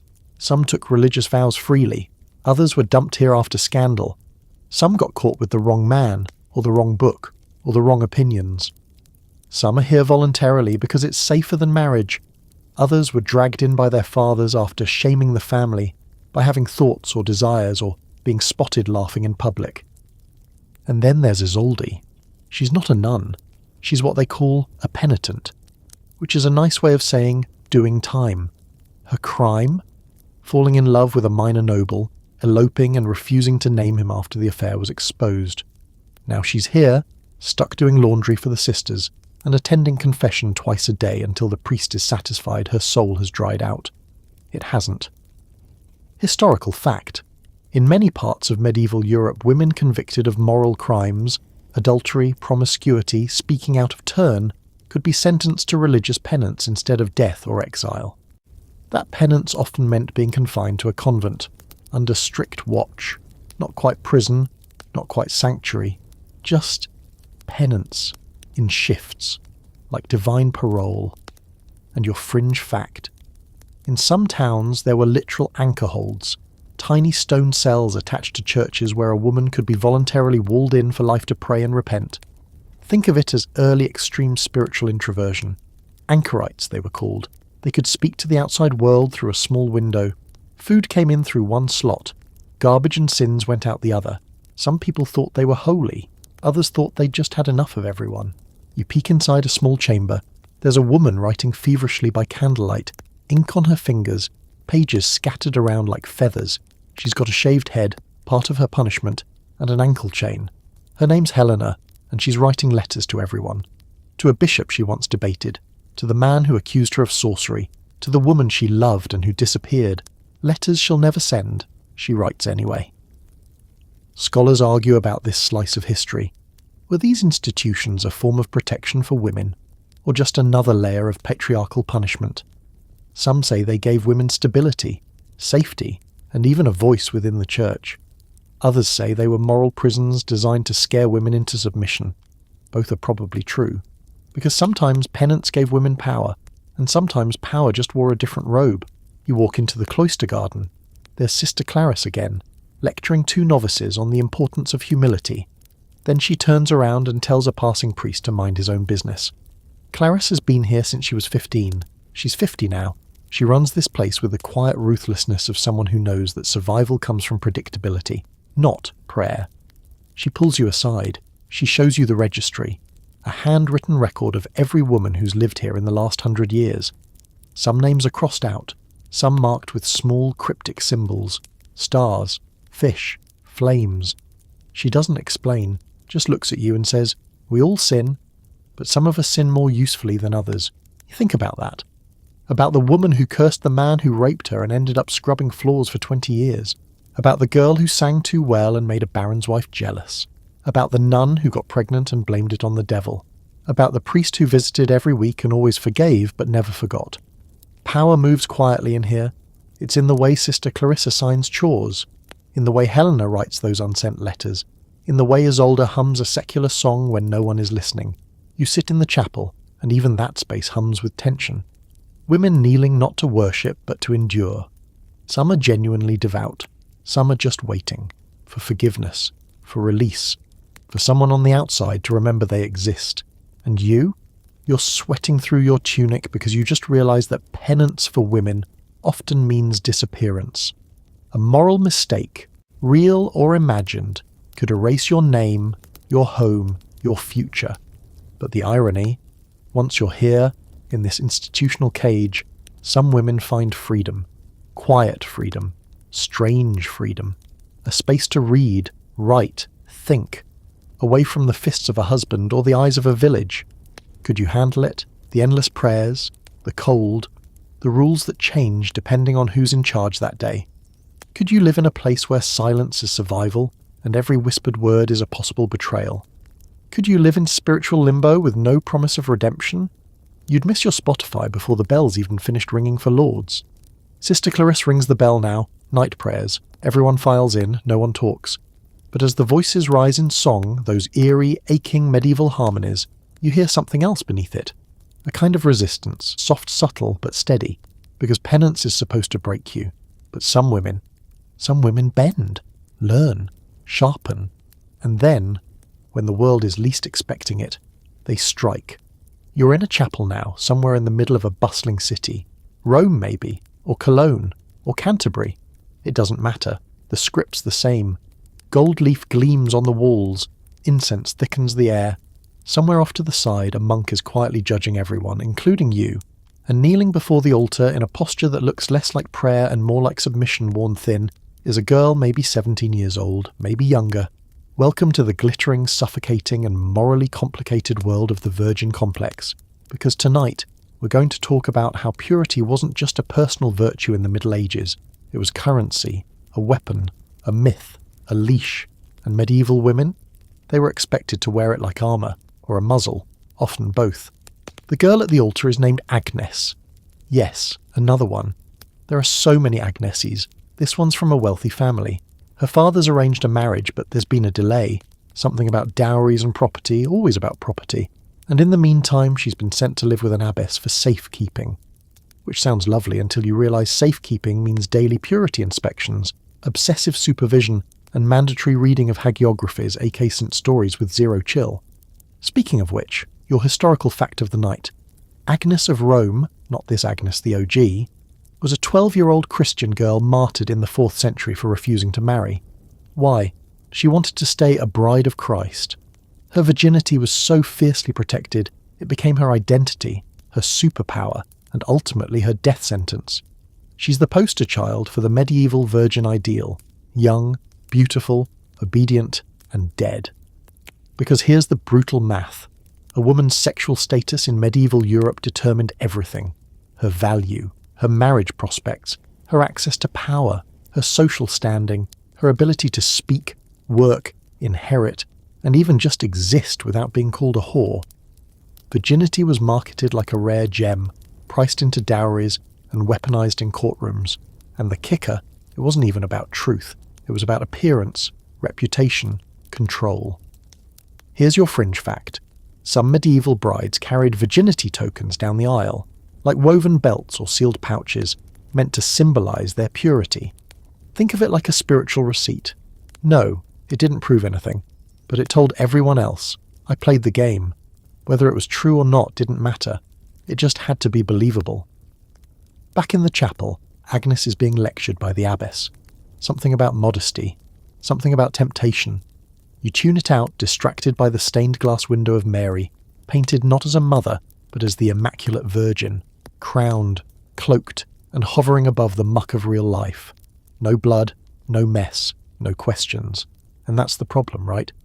Because what virginity actually is, a physical, emotional, physiological concept, is messy and controversial. But what it represented in the Middle Ages, that was carved in stone, literally. Virgin saints were celebrated everywhere, in churches, in art, in processions. Their key trait? Suffering beautifully, being pure, persecuted, and preferably martyred. Meanwhile, actual living women? They had to perform that purity without the divine glow-up. Walk right, talk right, dress right, be quiet at the right time and pious at all times, and above all, don't get caught wanting anything. And if they did, the fall was brutal. There's a woman across town, Mariette, who wasn't so lucky. She was seduced, or coerced, or maybe she just liked the local knight with the nice eyes and decent teeth. Doesn't matter. She's unmarried and pregnant, which means she's now the village cautionary tale. Boys spit at her, women avoid her. The priest mutters about hellfire. Her family has disowned her, but still expects her to keep doing laundry. And yet, the knight, riding around like nothing happened, probably flirting with another girl whose father has better land. You think you could handle this? Imagine your virginity being talked about at dinner tables, in courtrooms, by priests, by strangers. Imagine your wedding night being someone else's proof of a property deal. Imagine bleeding, or not bleeding, being the make or break moment for your entire reputation. And let's talk about the scholarly tension here. Was virginity always a moral obsession? Or was it just a convenient way to control women, package them as assets, and ensure that men passed their property to their legitimate heirs? Some historians say the church amplified purity culture to reinforce moral authority. Others argue the roots go deeper, pre-Christian, tribal, economic. But everyone agrees, medieval women bore the consequences. Even queens weren't immune. Consider Elizabeth of Hungary, a 13th century royal turned nun. After her husband died, she took vows of chastity, despite already having 3 children. She lived in poverty, washed the feet of beggars, and flagellated herself because she didn't think she was holy enough. The church loved her, canonized her, because nothing screams saint like suffering and abstinence. Back in the chapel, Agnes finishes her prayers. The abbess pats her hand like she's already halfway to sainthood. But as she walks away, you catch a flicker in her eyes. She's not serene. She's furious. Not because she doesn't want to be pure, but because she's not allowed to want anything else. And let's not forget the other side of the coin. Women who weaponize the virgin complex. Some used it as a shield, claimed divine visions, vowed virginity, and used their moral superiority as a form of power. It was dangerous, but it worked. Joan of Arc did it. So did Catherine of Siena. If you couldn't own your body, at least you could say, no man can either. So, could you have played this game? Could you have smiled through purity tests, cloistered expectations, and moral double standards? Could you have performed perfection knowing that the slightest misstep would ruin you? You like to think you're rebellious, that you'd throw off the rules. But maybe, just maybe, you'd have braided your hair just right, spoken softly, kept your eyes down, and waited, hoped, prayed that being good would be enough. Agnes kneels again, her lips move, silent but swift. You lean closer, expecting a psalm. Instead you hear, "Let them underestimate me." And suddenly the virgin complex doesn't feel so complex after all. You're walking now through the ruins of something massive. Stone arches, crumbling walls, half-sunken stairs swallowed by moss. It could have been a church, a hospital, a bridge, or someone's idea of a statement piece carved into a hillside. Whatever it was, it's clear someone once cared, poured energy, money, and endless hours into making something that would outlive them. And tonight, you're here to meet the women who did just that. Not queens, not saints, just the quiet architects of survival. Welcome to the world of women who built things, and not just with stone and timber, but with grit, charity, sheer spite, and the kind of patience you only develop when nobody expects you to do anything important. First stop, a hospital courtyard in the 12th century France. Not a hospital like you're thinking. No white coats or bleached sheets. This one smells like herbs, sweat, and low-grade despair. It's run by a woman named Ermentrude, a widow naturally because no married woman would be allowed this much control. She oversees 20 beds, 3 assistants, and a rotating cast of nuns, orphans, and plague patients. She's not a doctor, she's not even literate, but she knows how to boil linen, how to soothe fevers, and how to charm money out of local nobles who'd rather be anywhere else. Ermentrude didn't build this place with bricks. She built it with need and persistence. She started with a single room in her house, and it grew, like ivy, like stubborn hope. Her name probably won't make it into any records, but 100 years from now, someone else will be born in that hospital, or die peacefully there, or find shelter for a night and remember what it felt like to be cared for. Historical fact. In 7th century England, St. Hilda of Whitby ran a double monastery, men and women under one roof, answering to her. She managed land, constructed buildings, trained 5 future bishops, and led a synod, fancy word for big church debate, that helped shape English Christianity. Hilda wasn't just spiritual, she was infrastructural. And fringe fact, some noblewomen left entire endowments, contracts, designating how their money should be used to build things after their deaths. One left land to build a bridge, another a bathhouse. One built a fountain for women and animals, not men, women, and goats apparently. So yes, women built things, but not always with hammers, sometimes with ledgers, sometimes with recipes, sometimes with the sheer force of unkillable routine. You enter a grain storage room now, wooden beams, sacks of wheat, cool, dry air. A woman named Lidowy runs it. She tracks how much comes in from the harvest, what gets taxed by the local lord, and how much must be saved for winter. She's not technically in charge, but when the steward can't count past 10 without help, guess who keeps the village from starving? Lidowy. She doesn't wear a crown. She wears an apron that smells like barley. And that brings us to the scholar brawl for tonight. Did medieval women truly build? Or were they just background administrators, quietly keeping things together while men got the credit? Some historians argue that even when women managed land, projects or money, their efforts were seen as extensions of the household, not public acts of construction. Others say, excuse me, who do you think held this society together while everyone else was off crusading, dying of the plague, or failing to invent plumbing? You walk through a village square where a public oven is heating up. It was built 5 years ago with money pooled from 7 women, bakers mostly, who got tired of their husbands taking over their kitchens. They raised funds, petitioned the reeve and got it built. Now the whole community uses it, and the women? They charge a small fee, just enough to keep it running, just enough to make sure everyone remembers whose idea it was. You want physical buildings? Fine. Nunneries, often founded, funded and expanded by women, were major construction projects. Housing, chapels, gardens, scriptoriums, guest lodgings. Some had running water systems designed by nuns. Running water, in a world where most people still dumped chamber pots out the window. The idea that women just sat around embroidering is, frankly, embarrassing. And don't get me started on textiles.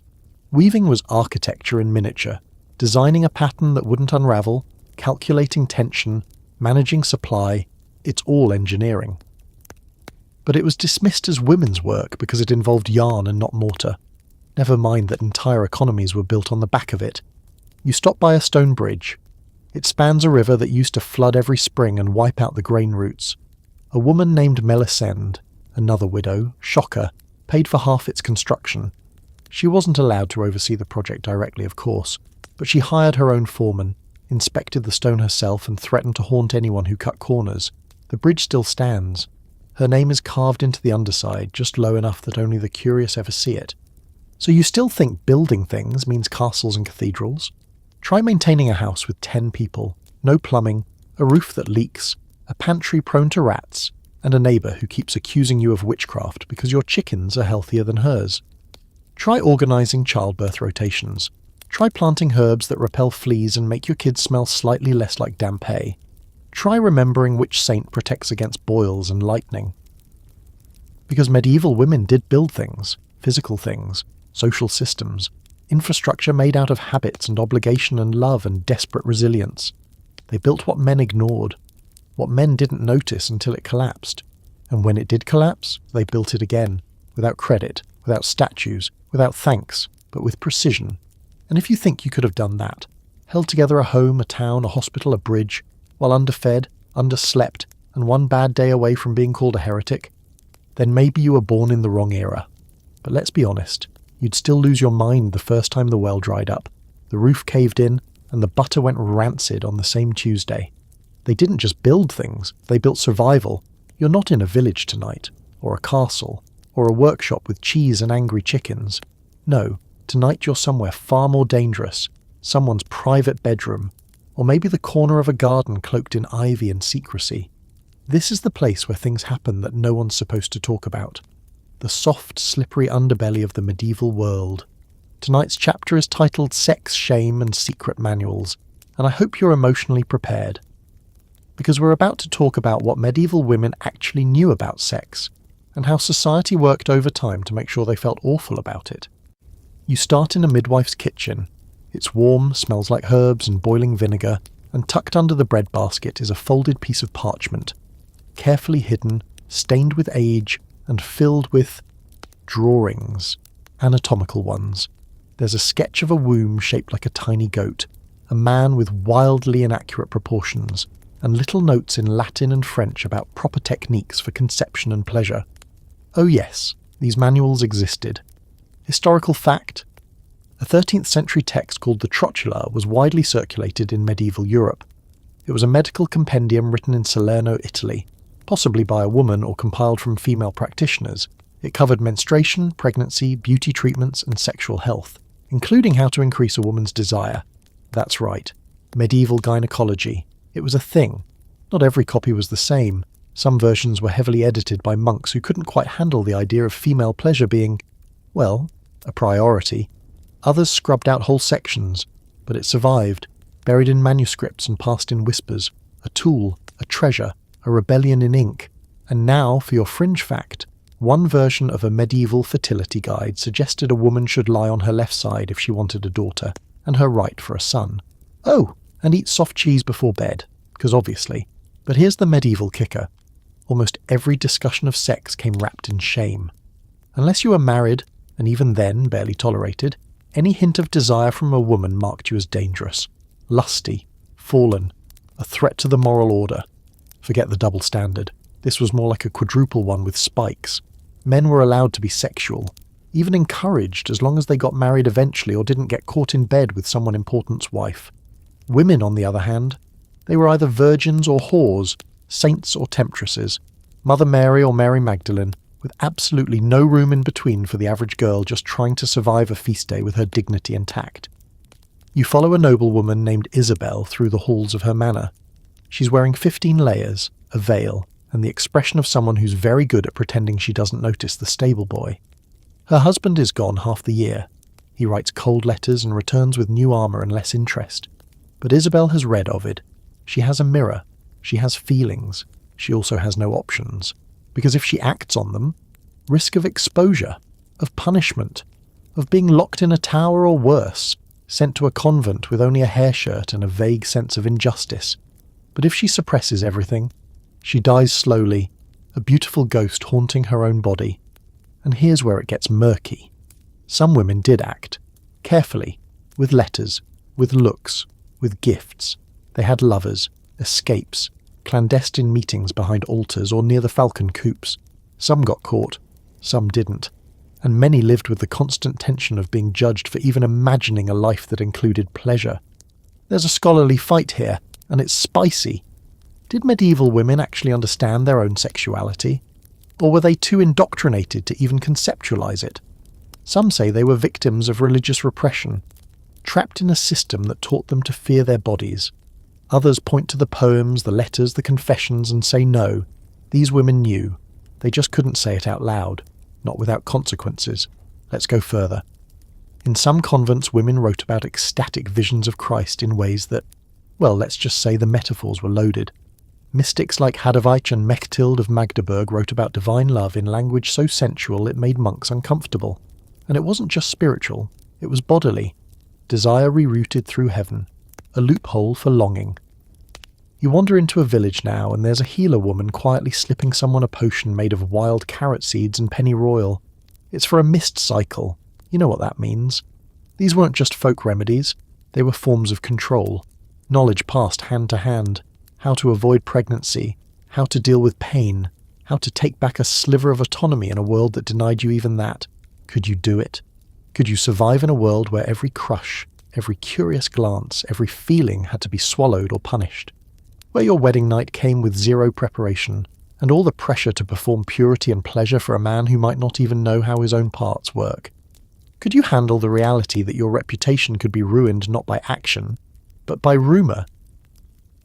Let's not forget the punishment mechanisms, public penance, whores' marks, forced marriages, or the classic medieval crowd pleaser, being forced to parade through town with your hair unbound, a sign declaring your sin, and the village kids throwing things. Isabel? She gets away with it, for now. Her letters are hidden under a loose floorboard. Her smile is subtle. Her husband, predictably, never notices. She keeps her secrets like pearls. But she's not alone.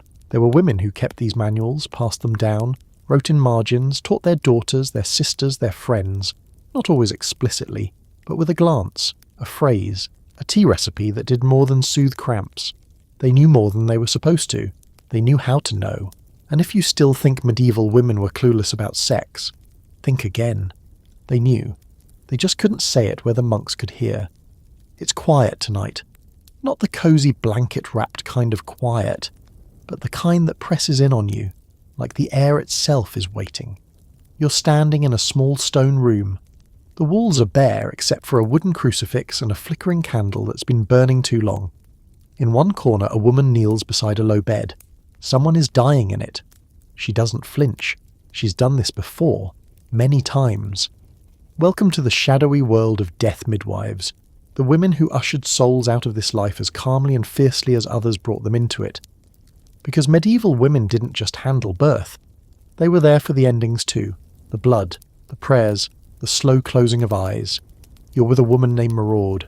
She's in her 40s, sturdy, plain, wearing a smock that smells like rosemary and sweat. The kind of woman no one writes poems about, but everyone calls when things get real. She's a midwife, yes, but she's also the village's unofficial last responder. She's washed more corpses than the priest has absolved. Tonight she's tending to a girl barely out of childhood. Fevered, shaking, probably the plague, though no one says it. Everyone's afraid of naming it, like naming it gives it power. Maraud knows better. She gives the girl a drink laced with poppy. She murmurs prayers, but not the ones the church teaches. Her words are older, heavier, passed down through the kind of women who didn't wait for official permission to practice comfort. Historical fact. Midwives were often present at both birth and death. In many communities, especially rural ones, they were the only people who had both the knowledge and the trust to handle life's bookends. They knew which herbs eased pain, which oils masked the stench of rot, and which saints to call on when the priest wasn't fast enough. And here's your fringe fact. In some parts of Europe, women known as soul midwives or death wives performed rituals to help the dying transition peacefully. These included whispered words, touch, cleansing, even singing. Some believed these women could guide the soul through the veil, especially if the person died suddenly or without confession. Were they spiritual? Superstitious? Both? You kneel beside Maraud. The girl's breath is shallow now. Her family has fled the room, too afraid to watch, too afraid to catch it. Maraud stays. She wipes the sweat. She presses cool cloths to the girl's wrists. She sings, soft and low, a melody that sounds more like memory than music, and the girl dies. There's no drama, no wailing, just a final exhale, so quiet you might have missed it. Maraud doesn't cry. She straightens the limbs, closes the eyes, begins the washing, because the dead need care too. Let's talk about this messy middle ground between life and death, where women like Maraud worked. They weren't clergy, they weren't physicians, they weren't recognised by the state or the church. And yet, They were trusted more than both. Why? Because they were there. In the blood. In the mess. In the moment. Men theorized. Women did. And here's the kicker. Sometimes midwives were held responsible for deaths they couldn't prevent. If a baby died, it was their fault. If a woman bled out in childbirth, they were questioned. If a man died without a proper confession, they were accused of blocking his soul from salvation. Talk about impossible standards. There's a scholarly debate about this, of course. Were these women part of a sacred tradition, carrying ancient pre-Christian rituals into the medieval world? Or were they simply practical figures, filling a gap in rural healthcare? Either way, their role terrified people. Why? Because they had influence in the intimate spaces, the ones the church couldn't fully control. Maraud finishes preparing the body. She lights incense, not because she has to, but because the girl liked the smell. She lays rosemary on the chest, a symbol of remembrance. She mutters a phrase in Old French, something her grandmother taught her. It sounds like a spell, or a blessing, or both. Then she opens the door, steps outside, and tells the family. You watch the mother fall apart. The father grips the doorway like it might hold him up. And Maraud, she just stands there, quiet, present, necessary. Because that's the job, being the person who doesn't flinch, being the one who knows what death looks like, and doesn't lie about it. You think you could do this? Be the first face a baby sees and the last face someone looks at before they die? Could you walk into homes filled with screaming, blood, grief, stench, and fear, and be the calm one?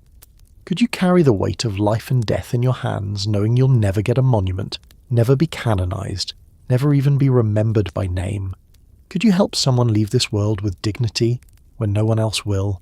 You wouldn't even make it through the first corpse. The smell alone would break you. But Maraud? She moves on to the next house. Another death, another birth, another night. She doesn't have time for tears. She'll save those for later. Maybe. Maybe not. In a time when most people feared death as a punishment, she treated it as a process. Messy, sacred, inevitable. And when the priest finally shows up tomorrow, late, loud, waving his incense and muttering Latin, he'll bless the body, offer absolution. But the girl, she was already at peace, because someone made sure her last moments weren't alone. You're standing at the foot of a shrine now, not a grand cathedral with soaring arches and choirs echoing off marble, but a strange little wooden building in the middle of nowhere. Inside there's a statue of a woman, barefoot, eyes rolled to heaven, hands held out like she's waiting for something you can't give. There's a line of villagers outside waiting with small offerings, a hen, a candle, a lock of hair. They all want something. Tonight you've stepped into the blurred, incense-choked space between saint and scandal, because not every medieval woman venerated as a miracle worker was all that holy. And not everyone labelled a danger to the church was wrong. Some were both. The woman in this shrine, her name was Aldegundis. She died 60 years ago, maybe of fever, maybe of poison, maybe of mystical exhaustion, which sounds fake, but was a real thing people said when holy women dropped dead from too much divine inspiration. After her death, people started seeing things, healings, visions, lights in the woods, and now she's the local patron of sore throats, lost children, and, oddly, goat fertility. But here's the catch. During her life, Aldegundis wasn't exactly beloved by the clergy. She had a habit of speaking out during Mass. She once claimed a vision where St. Michael told her the bishop was full of hot air and soft cheese. Not a metaphor. She refused marriage, lived alone, and had too many opinions. Classic saint behaviour now, but back then, problematic. Let's ground this with a historical fact. Catherine of Siena, one of the most famous mystics in the Catholic tradition, was deeply controversial in her time. She claimed to have visions, stigmata, divine conversations. She advised popes, wrote letters in fierce, almost threatening tones, and she fasted so dramatically it became indistinguishable from self-destruction. Some called her a saint, others called her hysterical. The church canonized her anyway, but not everyone got the Catherine treatment. Some women, burned at the stake, or rotted in prison, or were quietly buried and erased. Here's your fringe fact for the night.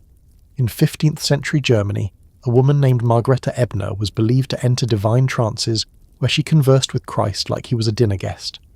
These visions included hugs, kisses, and emotional breakdowns. Her local clergy tolerated her, barely, because she was politically useful, but they definitely didn't let her teach, or speak in public, or suggest God had a sense of humour, which she insisted he did. Back in the village, you're watching a woman named Lisette kneel in front of Aldegundis' shrine. She's crying, one of those messy, snot-filled cries. She's asking for help with her son, who hasn't spoken since last winter. A boy next in line holds a drawing of a fish. You don't ask.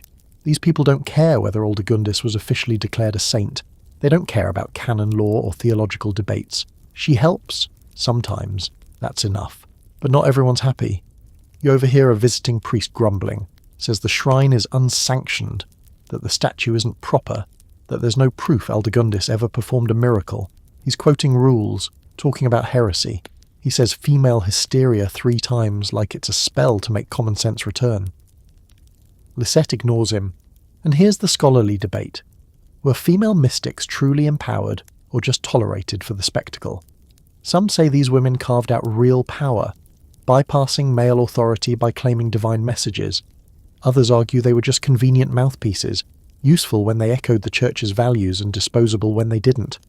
But one thing's for sure, the line between veneration and condemnation was razor thin, and the difference, mostly politics.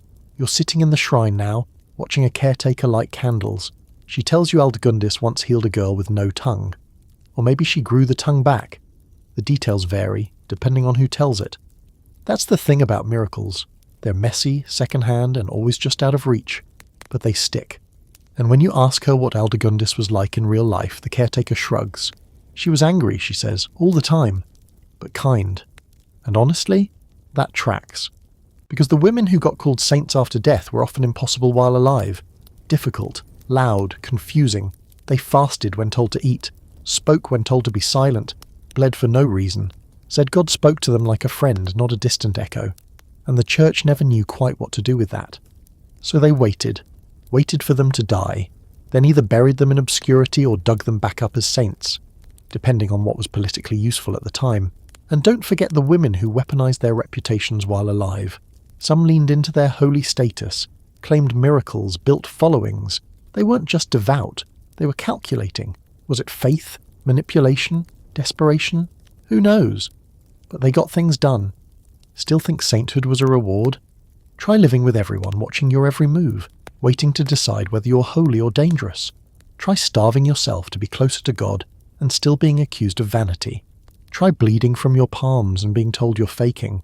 Try praying until your voice breaks and still being called a scandal. Could you walk that line? Could you balance purity and defiance so perfectly that they can't decide whether to canonize you or crush you? You wouldn't last a week, because sainthood wasn't a blessing. It was a verdict. And sometimes the verdict changed after your bones were dug up, polished, and paraded through town on a velvet pillow. Back at the shrine, the sun's gone down. The crowd is gone. The candles flicker low. You're alone with Aldegundis now, her wooden face staring upward. You wonder what she'd say if she could speak. You suspect it wouldn't be flattering. Maybe something like, "Next time, believe women the first time. The sea wind hits you like a slap as you step onto the dock, salty, cold, and carrying just a hint of fish guts. A seagull screams overhead like it owes you money. The waves crash against barnacle-covered pilings, and somewhere in the distance a bell clangs without rhythm. You pull your cloak tighter and glance around. There's a woman over there, knee-deep in seawater, hauling nets like it's nothing. Another one's shouting orders at a pair of boys trying and failing to tie down a sail. You spot at least 2 with knives tucked into their boots. None of them look like they're here for a quiet walk on the beach. Tonight, you're stepping onto the swaying, splintering deck of a story you probably weren't told in history class. Welcome to the salt-soaked lives of the daughters of Vikings. And no, they didn't just stay home weaving neat little runes while the men went off pillaging. You meet Thyra first. She's middle-aged, sun-leathered, hair braided with bone beads. She's not smiling. She's busy arguing with a trader about herring prices, and it's getting heated. You watch her threaten to burn his boat with such calm conviction that the man throws in an extra barrel of salt just to be done with her. You think it's theatre until she picks up a torch. Just a little one. See, the Norse world wasn't your standard medieval patriarchy. It was still patriarchal, don't get too excited, but women in Viking-age Scandinavia had legal rights that would have made a French noblewoman weep into her embroidery. They could inherit property, initiate divorce, and even reclaim dowries if the marriage ended. They were, legally speaking, people. Imagine. Historical fact. There were actual runestones raised in honour of women who managed estates, funded shipbuilding, and, this part is real, went on raids. One stone in Sweden commemorates a woman named Thorgerd, who travelled with the army and died in the east. You don't get a stone unless you're important. And for tonight's fringe fact, there's archaeological evidence suggesting that some women were buried with weapons, not cooking tools, not spinning gear, but weapons. One famously controversial example is the Birka burial in Sweden, where a warrior grave long thought to be male, because swords, obviously, turned out to contain a biologically female body. The debate is still ongoing, of course, because nothing makes medieval scholars more nervous than a woman holding a sword. So let's get one thing straight. Viking women didn't just stay behind, they managed farms, businesses and households in their husband's absence. And when they did travel, some of them went further than you'd expect, colonising Iceland, Greenland and even sailing to North America. You're walking through a Norse village now. Turf houses, smoke curling from stone chimneys, salted cod drying on racks. You spot Freydis, yes, that Freydis, daughter of Eric the Red, sister of Leif Erikson. She once sailed to Vinland, somewhere in modern-day Canada, and according to one saga, when attacked by hostile locals, she grabbed a sword from a fallen man, bared her chest, and screamed until the attackers ran. Heroic? Horrifying? Bit of both? What's more interesting is how complex the sagas make her. In one version, she's brave. In another, she's cruel, scheming, even murderous. What's clear is that she was never seen as soft, never small. Freydis wasn't trying to win approval, she was trying to win. And here comes the scholarly tangle. Were shield maidens, those legendary female warriors of Norse lore, real or myth? Some say the sagas are exaggerations, literary devices. Others point to graves, weapons, foreign accounts and oral traditions as evidence that at least some women fought. Personally, when you look at how many Viking societies survived on chaos and improvisation, it seems weird to assume women wouldn't pick up a sword when necessary. But war isn't the only thing they handled. You follow Thyra back to her longhouse. She's got a ledger carved into a wooden tablet tracking trades, livestock and debts owed. She reads runes, does her own bookkeeping, knows when the tides turn and which gods to thank for a successful haul. She's part sea captain, part accountant, part community enforcer. A neighbour comes by to argue over grazing land. Thyra settles it in 2 minutes.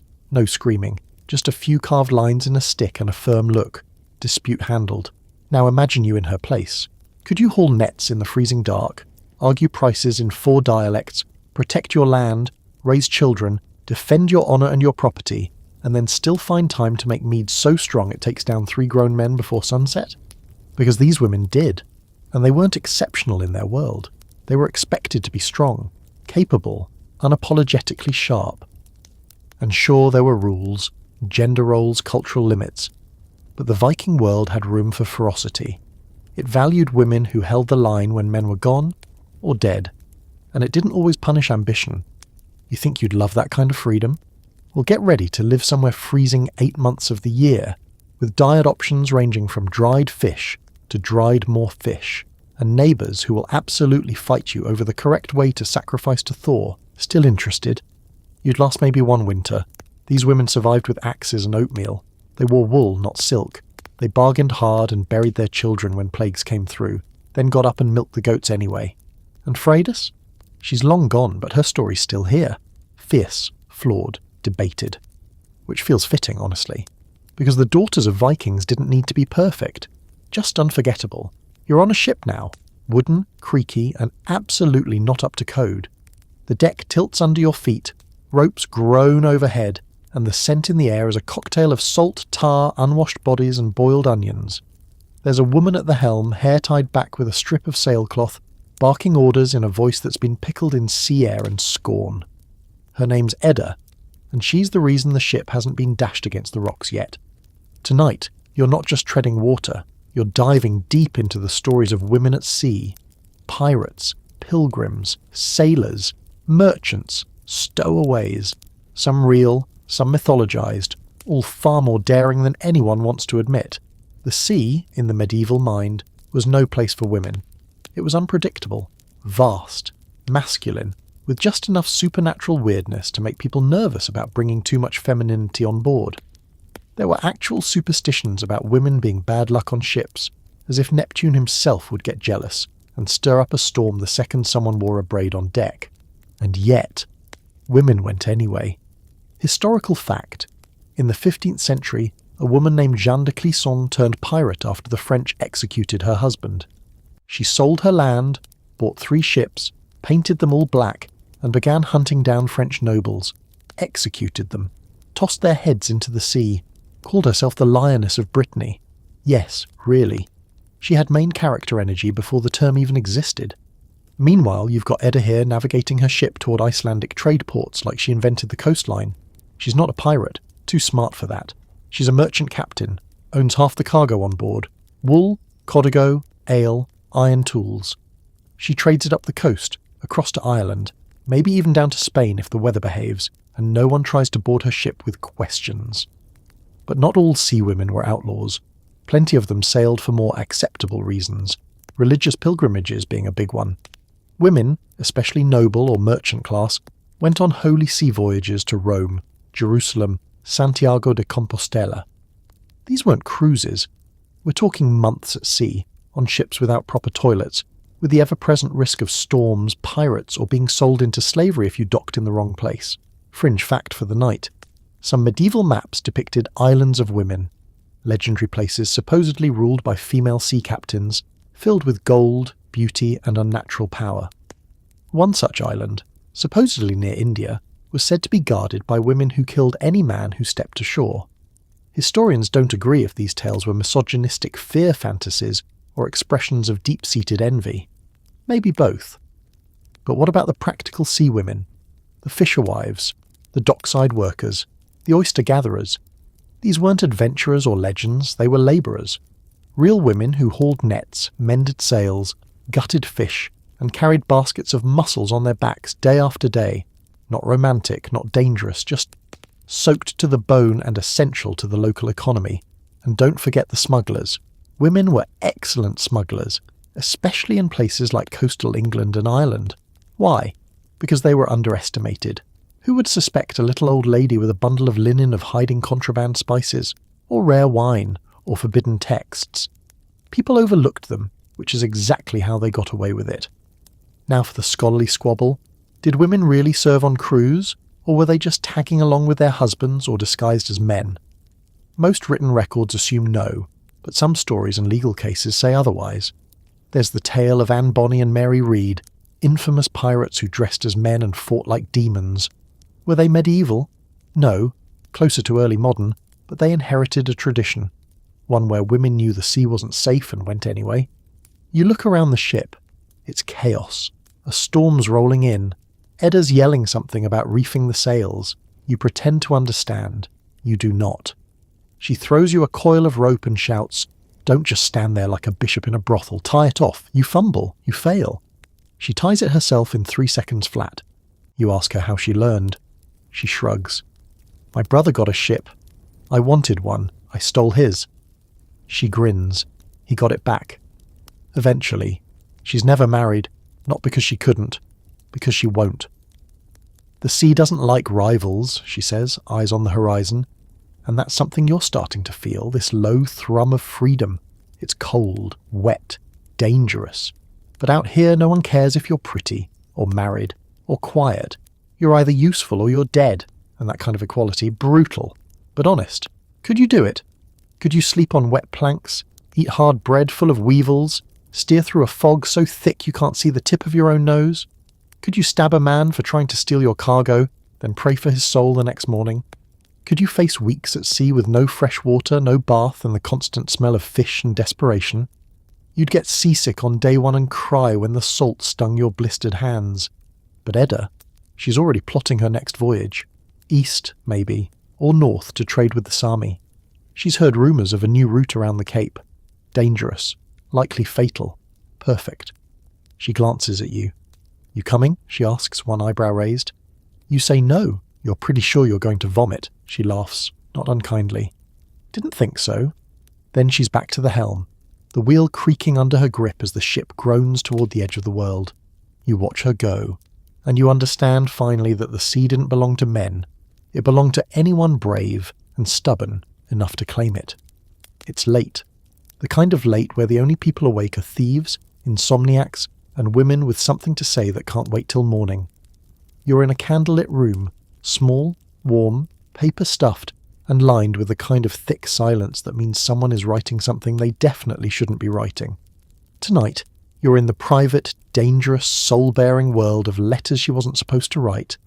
The kind medieval women inked in secret, sealed with trembling hands, and sometimes passed through kitchen boys or slipped under chapel doors. These weren't safe, cute, or court-approved. They were political, romantic, raw. They had consequences. You're watching a woman named Sibylla. She's seated at a slanted desk, hunched over a parchment, biting her lip so hard it bleeds. The candle beside her flickers like it's eavesdropping. She dips her quill in ink and writes again. "My lord, if your sword is as dull as your judgment, I fear for your army." Oof, she scratches it out. Too much. Starts over. The thing is, Sibylla's not just writing a love letter. She's writing strategy. Her husband is a nobleman stationed at the border. She's at home managing their estate, which means grain, livestock, vassals, and rumours. The last one is the problem. She's heard whispers about troop movement, about betrayal, and because she's smarter than everyone around her, she's piecing it together faster than the king's spies, but she can't say it outright. A woman writing about war?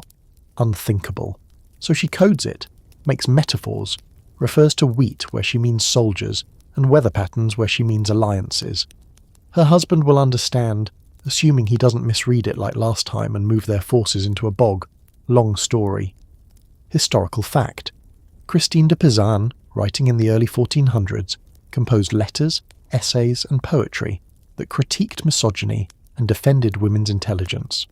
Her Book of the City of Ladies wasn't a letter per se, but it was written as a direct address to the world, and it was sharp enough to make male scholars sweat. She made a living writing, as a woman, in the 15th century. Just let that sink in. Fringe fact. There's evidence that women smuggled letters into monasteries and convents using hollowed-out loaves of bread. Yep. Communication carb-loaded. The monks got letters from sisters, mothers, lovers, and not all of them were prayers or shopping lists. One cheeky message read simply, "You left your dagger, and I'm tempted to use it." But not all forbidden letters were romantic or political. Some were desperate. There are preserved fragments of letters from women begging for help. From husbands, from lords, from church officials. "I have no bread and the children are cold. They have taken the oxen. How will we plough? He beat me again." These voices are faint, scattered across time like lost prayers. Most went unanswered. Now comes the scholar fight. Were these women really writing, or were they dictating to men? Did they compose these thoughts themselves, or use a male scribe as a go-between? And if so, does that make it less theirs? Some historians say yes. Others argue the content is what matters, that the courage it took to speak a dangerous thought and trust someone to put it in ink is power in itself. You watch Sibylla fold her letter.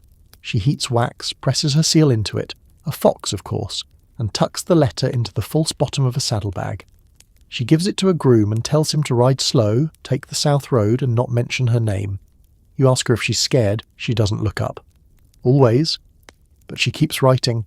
And then there are the love letters. Oh yes, don't act surprised. Women wrote them.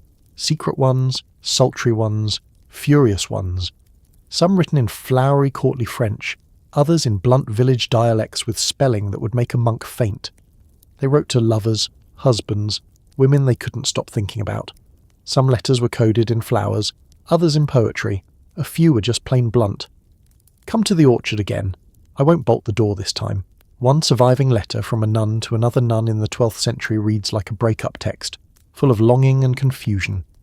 "I do not understand how you can forget me. My body aches with your absence. The church tried very, very hard to pretend it didn't exist." Back in Sibylla's chamber, she sits down to write again. This one's to her sister. She's heard rumours that her sister's husband is taking a mistress. Common enough, but this one's dangerous. Politically connected, ambitious, the kind of woman who poisons apples. Sibylla doesn't mince words. Leave the house before Christmas, take the servants, trust no one. She signs it simply, yours in fury. Could you have done this? not just written when told not to, risked your safety, your children, your home just to send a piece of your mind out into the world? Could you have dictated a cry for help to a man who might read it first? Could you have concealed your thoughts behind metaphors tight enough to slip past a censor, but clear enough to be understood by the right reader? Let's be honest. You'd overthink the wax seal. You'd panic halfway through and burn the whole thing, and then spend a week writing maybe in the margins of your journal like a medieval softy. But Sibylla? She's already on letter number 3, and it's not even midnight. Because for medieval women, writing wasn't a hobby. It was a risk, a lifeline, a fight. The ink? That was blood. The words? Weapons. And the women behind them? Oh, they weren't quiet, just careful. The street smells like old ashes and fresh bread, which is a weird mix until you realise where you are, standing right in front of a medieval woman's house who's about to get excommunicated, exiled or executed. Maybe all 3, depending on who's on the local council this week. Tonight we're entering the scorched, whispered, torchlit world of the heretic next door. And no, she's not levitating or speaking in tongues. She's just thinking for herself, which, in the Middle Ages, was already suspicious.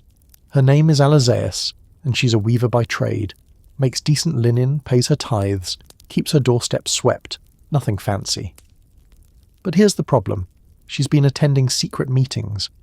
Not the scandalous kind, unless you think reading scripture in the local dialect and asking uncomfortable questions about church wealth is scandalous, which, in the 13th century Languedoc, it absolutely was. You follow her into a dim back room where a handful of neighbours are gathered. No candles, just the red glow of coals in a brazier. One man's holding a scroll, another's clutching a wooden cross that doesn't look quite right. Homemade, a little crooked. Abbesses sits quietly, but when she speaks, everyone listens. We were told Christ lived in poverty, she says, but our bishop rides a warhorse. And just like that, you understand. This isn't rebellion for the sake of drama. It's moral, personal, rooted in lived experience. They're not denouncing God. They're challenging men who claim to speak for him while living like emperors. Historical fact. In the 12th and 13th centuries, the Cathars, a Christian sect in southern France, believed the material world was evil and that true spirituality meant rejecting wealth, hierarchy, and sometimes even the sacraments. Women played significant roles in their communities as perfecti, spiritual leaders who taught, ministered, and, gasp, interpreted scripture. The Catholic Church did not take this well. Cue the Inquisition, and your fringe fact. Some women accused of heresy were literate in Latin, Hebrew, and Greek, languages forbidden to the average layperson, and especially to women. One was caught with a Hebrew psalter hidden inside a hollow loaf of bread. She claimed it was for study. The church called it blasphemy. Same difference, right? Abbesses isn't a Cathar, at least she wouldn't call herself one. Labels are dangerous. But she does believe Christ meant what he said, about turning the other cheek, about giving up possessions, about loving your neighbour, even the poor ones, and that belief, that's enough to make her dangerous. There's a knock at the door. Everyone freezes. Abbesses stands, doesn't run, just opens it like nothing's happening. It's a neighbour bringing a chicken. No one breathes until he leaves. You ask her why she does it, meets in secret, risks everything, and she shrugs. Because lies get heavy. You sit with that for a minute. The church at this point in history is cracking down hard on dissent. Inquisition courts are setting up shop in cities across Europe, especially in places where the people seem a little too curious. Heresy is a flexible charge. You don't have to preach or organise. Sometimes just listening is enough, refusing to confess, owning the wrong book, asking why priests eat so well during famines, and the penalties, public penance, confiscation of property, branding, prison, or, for the repeat offenders and those who refuse to recant, the pyre. But here's the scholar debate. Were most female heretics truly rebels, or just women caught up in movements their male relatives led? Some historians argue many were accidental heretics, wives, daughters, sisters dragged into guilt by association. Others point to the sheer number of women teaching, translating, debating. That kind of presence isn't accidental. That's engagement. You follow Abbesses through the market the next day. She walks like anyone else, buys onions, haggles over fish, greets the friars politely, but she's watching. She notices the 2 guards posted outside the bishop's hall. She sees the way her neighbour avoids eye contact. She knows it's coming, and yet she still hosts the meeting that night. You sit beside her as she copies a passage from memory. She's not a trained scribe. The letters are uneven, ink blotted in places, but the words are clear. Blessed are the meek, she smiles. But not the silent, she adds. Then folds the parchment, tucks it into the sleeve of a child's tunic, and sends it with the baker's daughter to someone 2 towns over. Could you do it? Sit in a room knowing one of these people might betray you? Speak against power when your children could suffer for it? Refuse to back down even as friends disappear? Your name gets passed around, and whispers turn into accusations. You think you'd be brave, but the first time someone called you a heretic, you'd be in the confessional so fast your shoes would catch fire. Alazai's isn't reckless. She's tired of watching the rich bless themselves while the poor bury their children, tired of sermons that feel more like taxes, tired of pretending the truth is too sacred for common people to read. So she reads and writes and speaks, even when she knows what happens next. The knock finally comes on a rainy Thursday. She's arrested, taken quietly. No trial yet, just questions. They'll ask who else was there, who gave her the texts, who paid for the candles, and she might break, or she might not. Either way, her house stands empty now. You pass it on your way out of town. Someone's drawn a fish on the door in chalk, a sign, a message, maybe hope, maybe warning. Because the thing about heretics, they don't disappear, they multiply. The doors to the abbey swing open with a groan like an old woman sitting down too fast, and you step into a world that smells like wax, whetstone, and secrets. It's cool and dim inside, and you can hear someone chanting softly in the distance. Latin, probably, or maybe something older, something more private. Welcome to the veiled, rule-bound, very unchaste reality of the long convent game, a place where the line between holiness and human messiness got crossed more often than you'd expect. Your guide tonight is a woman named Beatrice. She's not the quiet, demure nun you were expecting. She's tall, with hard eyes and a sharper tongue, and she's been here since she was 15. Voluntarily, she'll tell you, though voluntarily in this case means her father ran out of sons and didn't want to divide the land. Beatrice runs things. She doesn't wear a crown or carry a staff, but if you want to survive in this place, you need her on your side. You get the feeling she knows every squeaky floorboard and every locked drawer, especially the ones that aren't supposed to exist. Here's something people get wrong.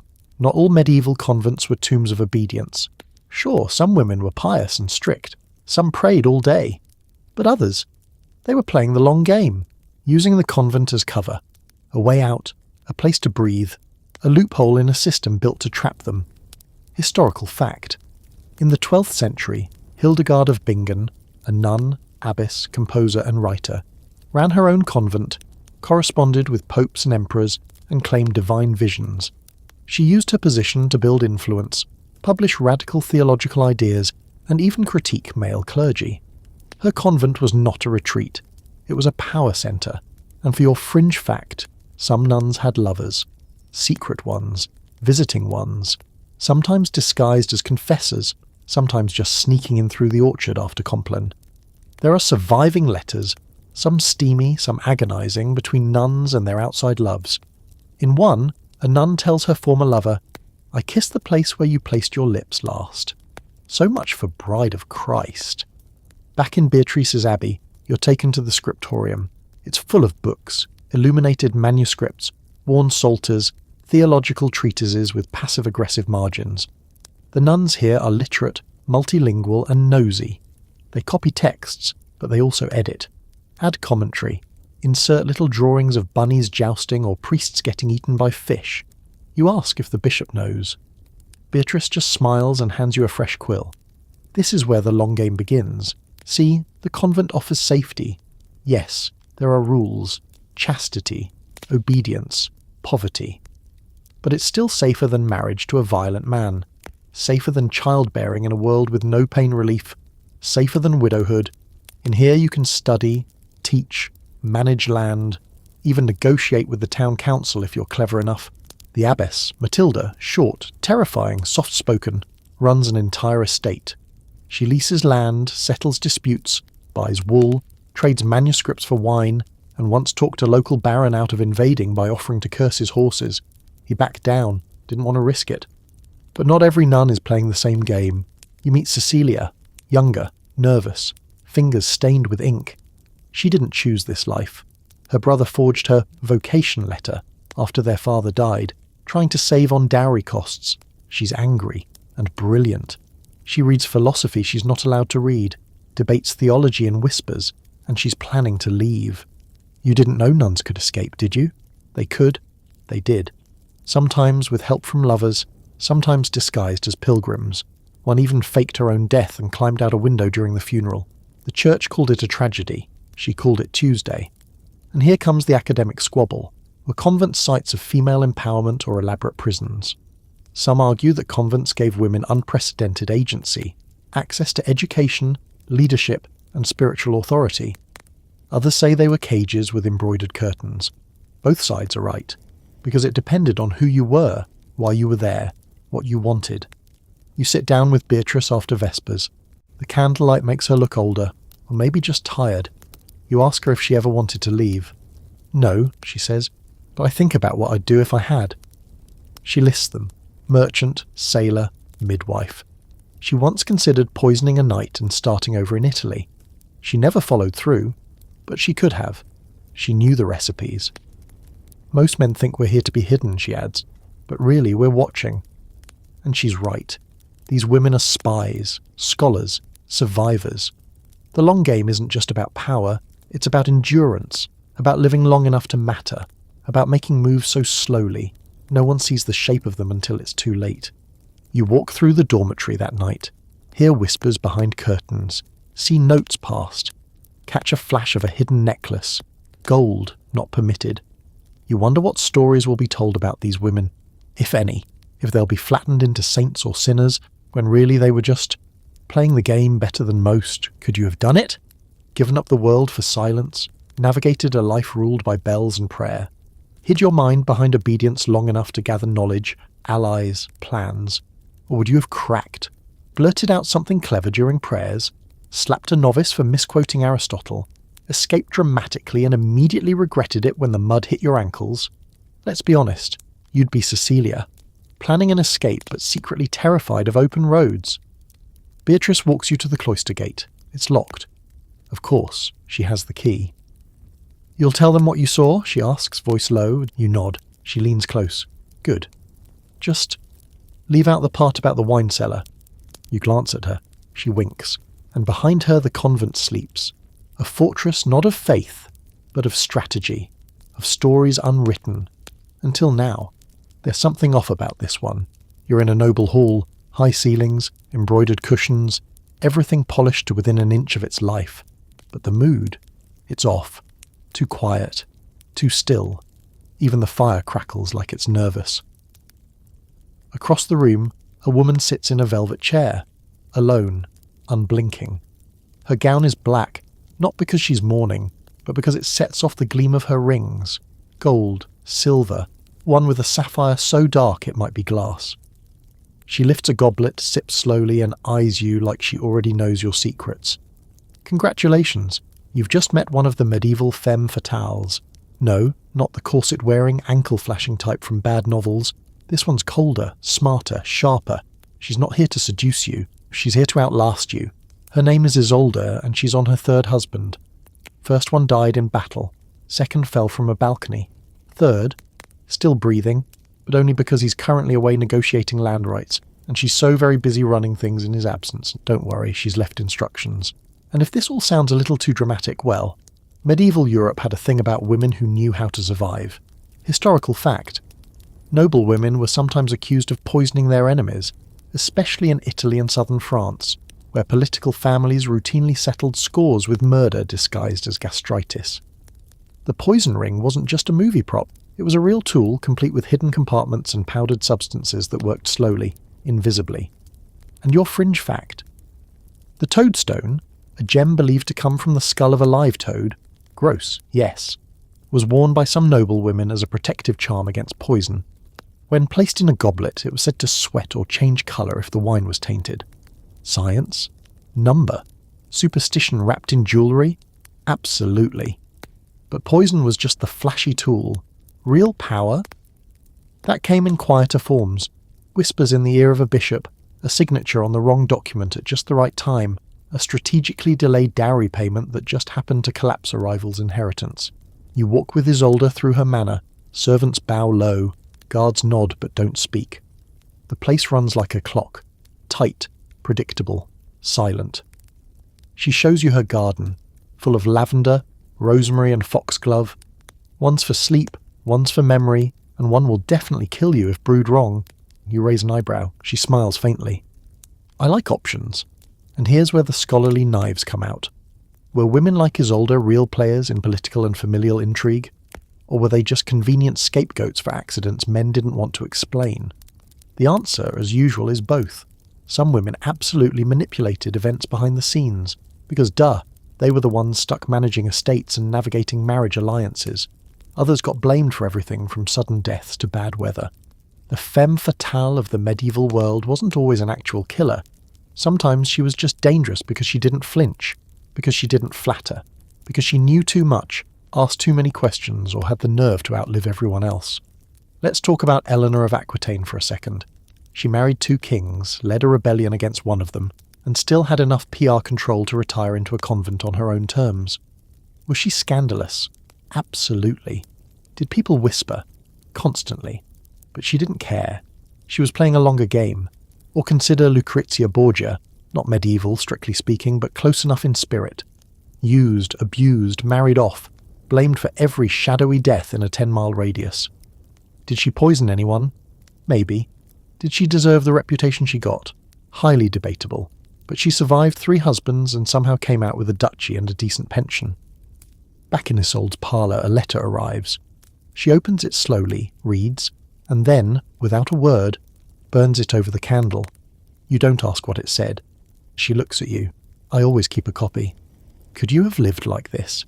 In a house filled with secrets and servants who might be spies, navigating court politics with a dagger behind your back and a smile on your face, knowing one wrong alliance, one scandal, one poorly timed pregnancy could cost you everything. You'd try to be clever. You'd plan a dramatic monologue and get caught before you even finished your toast. Isolde? She doesn't monologue, she just waits and plans and never lets you see her bleed. There's a myth that powerful medieval women had to be beautiful. False. Beauty was optional. Influence was everything. A reputation for cruelty could be as effective as actual cruelty. If people believed you could destroy them, they didn't make you prove it. And yes, some of these women leaned into it. Wore black on purpose. Perfected the slow turn of the head. Practiced those subtle expressions that say, I'm not angry, just deciding where to bury you. You walk out of Isolde's house a little unsteady. The air feels too bright, too honest. You wonder if the wine you drank earlier was safe. You wonder if the conversation you had in the hallway was overheard. You wonder if you're next. But as the door shuts behind you, you realise something else. You're not the hero in her story, you're the footnote. Okay, you made it. All 25 sections, 30,000-ish words later, you're still here. And hopefully your worldview is at least slightly rattled. Because if there's one thing you've learned on this journey through muddy fields, smoky kitchens, battlefields, monasteries, and very suspicious velvet parlours, it's this. You really couldn't have handled medieval women. Not the plague-nursing, sword-wielding, letter-writing, sex-knowing, death-witnessing, baby-catching, abbey-running, marriage-escaping, saint or maybe sinister forces of nature you just spent several dream hours with. These women, they built the world and were forgotten for it. They lived in bodies that were watched, judged, punished, and still managed to live, fiercely. They navigated rules that weren't made for them, and still bent those rules in ways you didn't think were possible. They weren't ahead of their time. Their time just never caught up to them.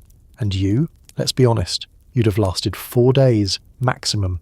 1 blister from a wool shoe, 1 snide priest, 1 hard biscuit with questionable texture, and boom, you're crying in a hayloft. Which is okay. You're not supposed to be them. You're just supposed to remember them.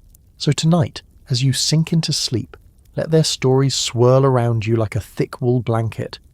Let yourself imagine the clink of a hidden dagger, the scratch of a stolen quill, the whispered rebellion behind a chapel door. Let their courage haunt you, in the best way. Because these women didn't want applause, they wanted space. And you've got the space now. Use it well.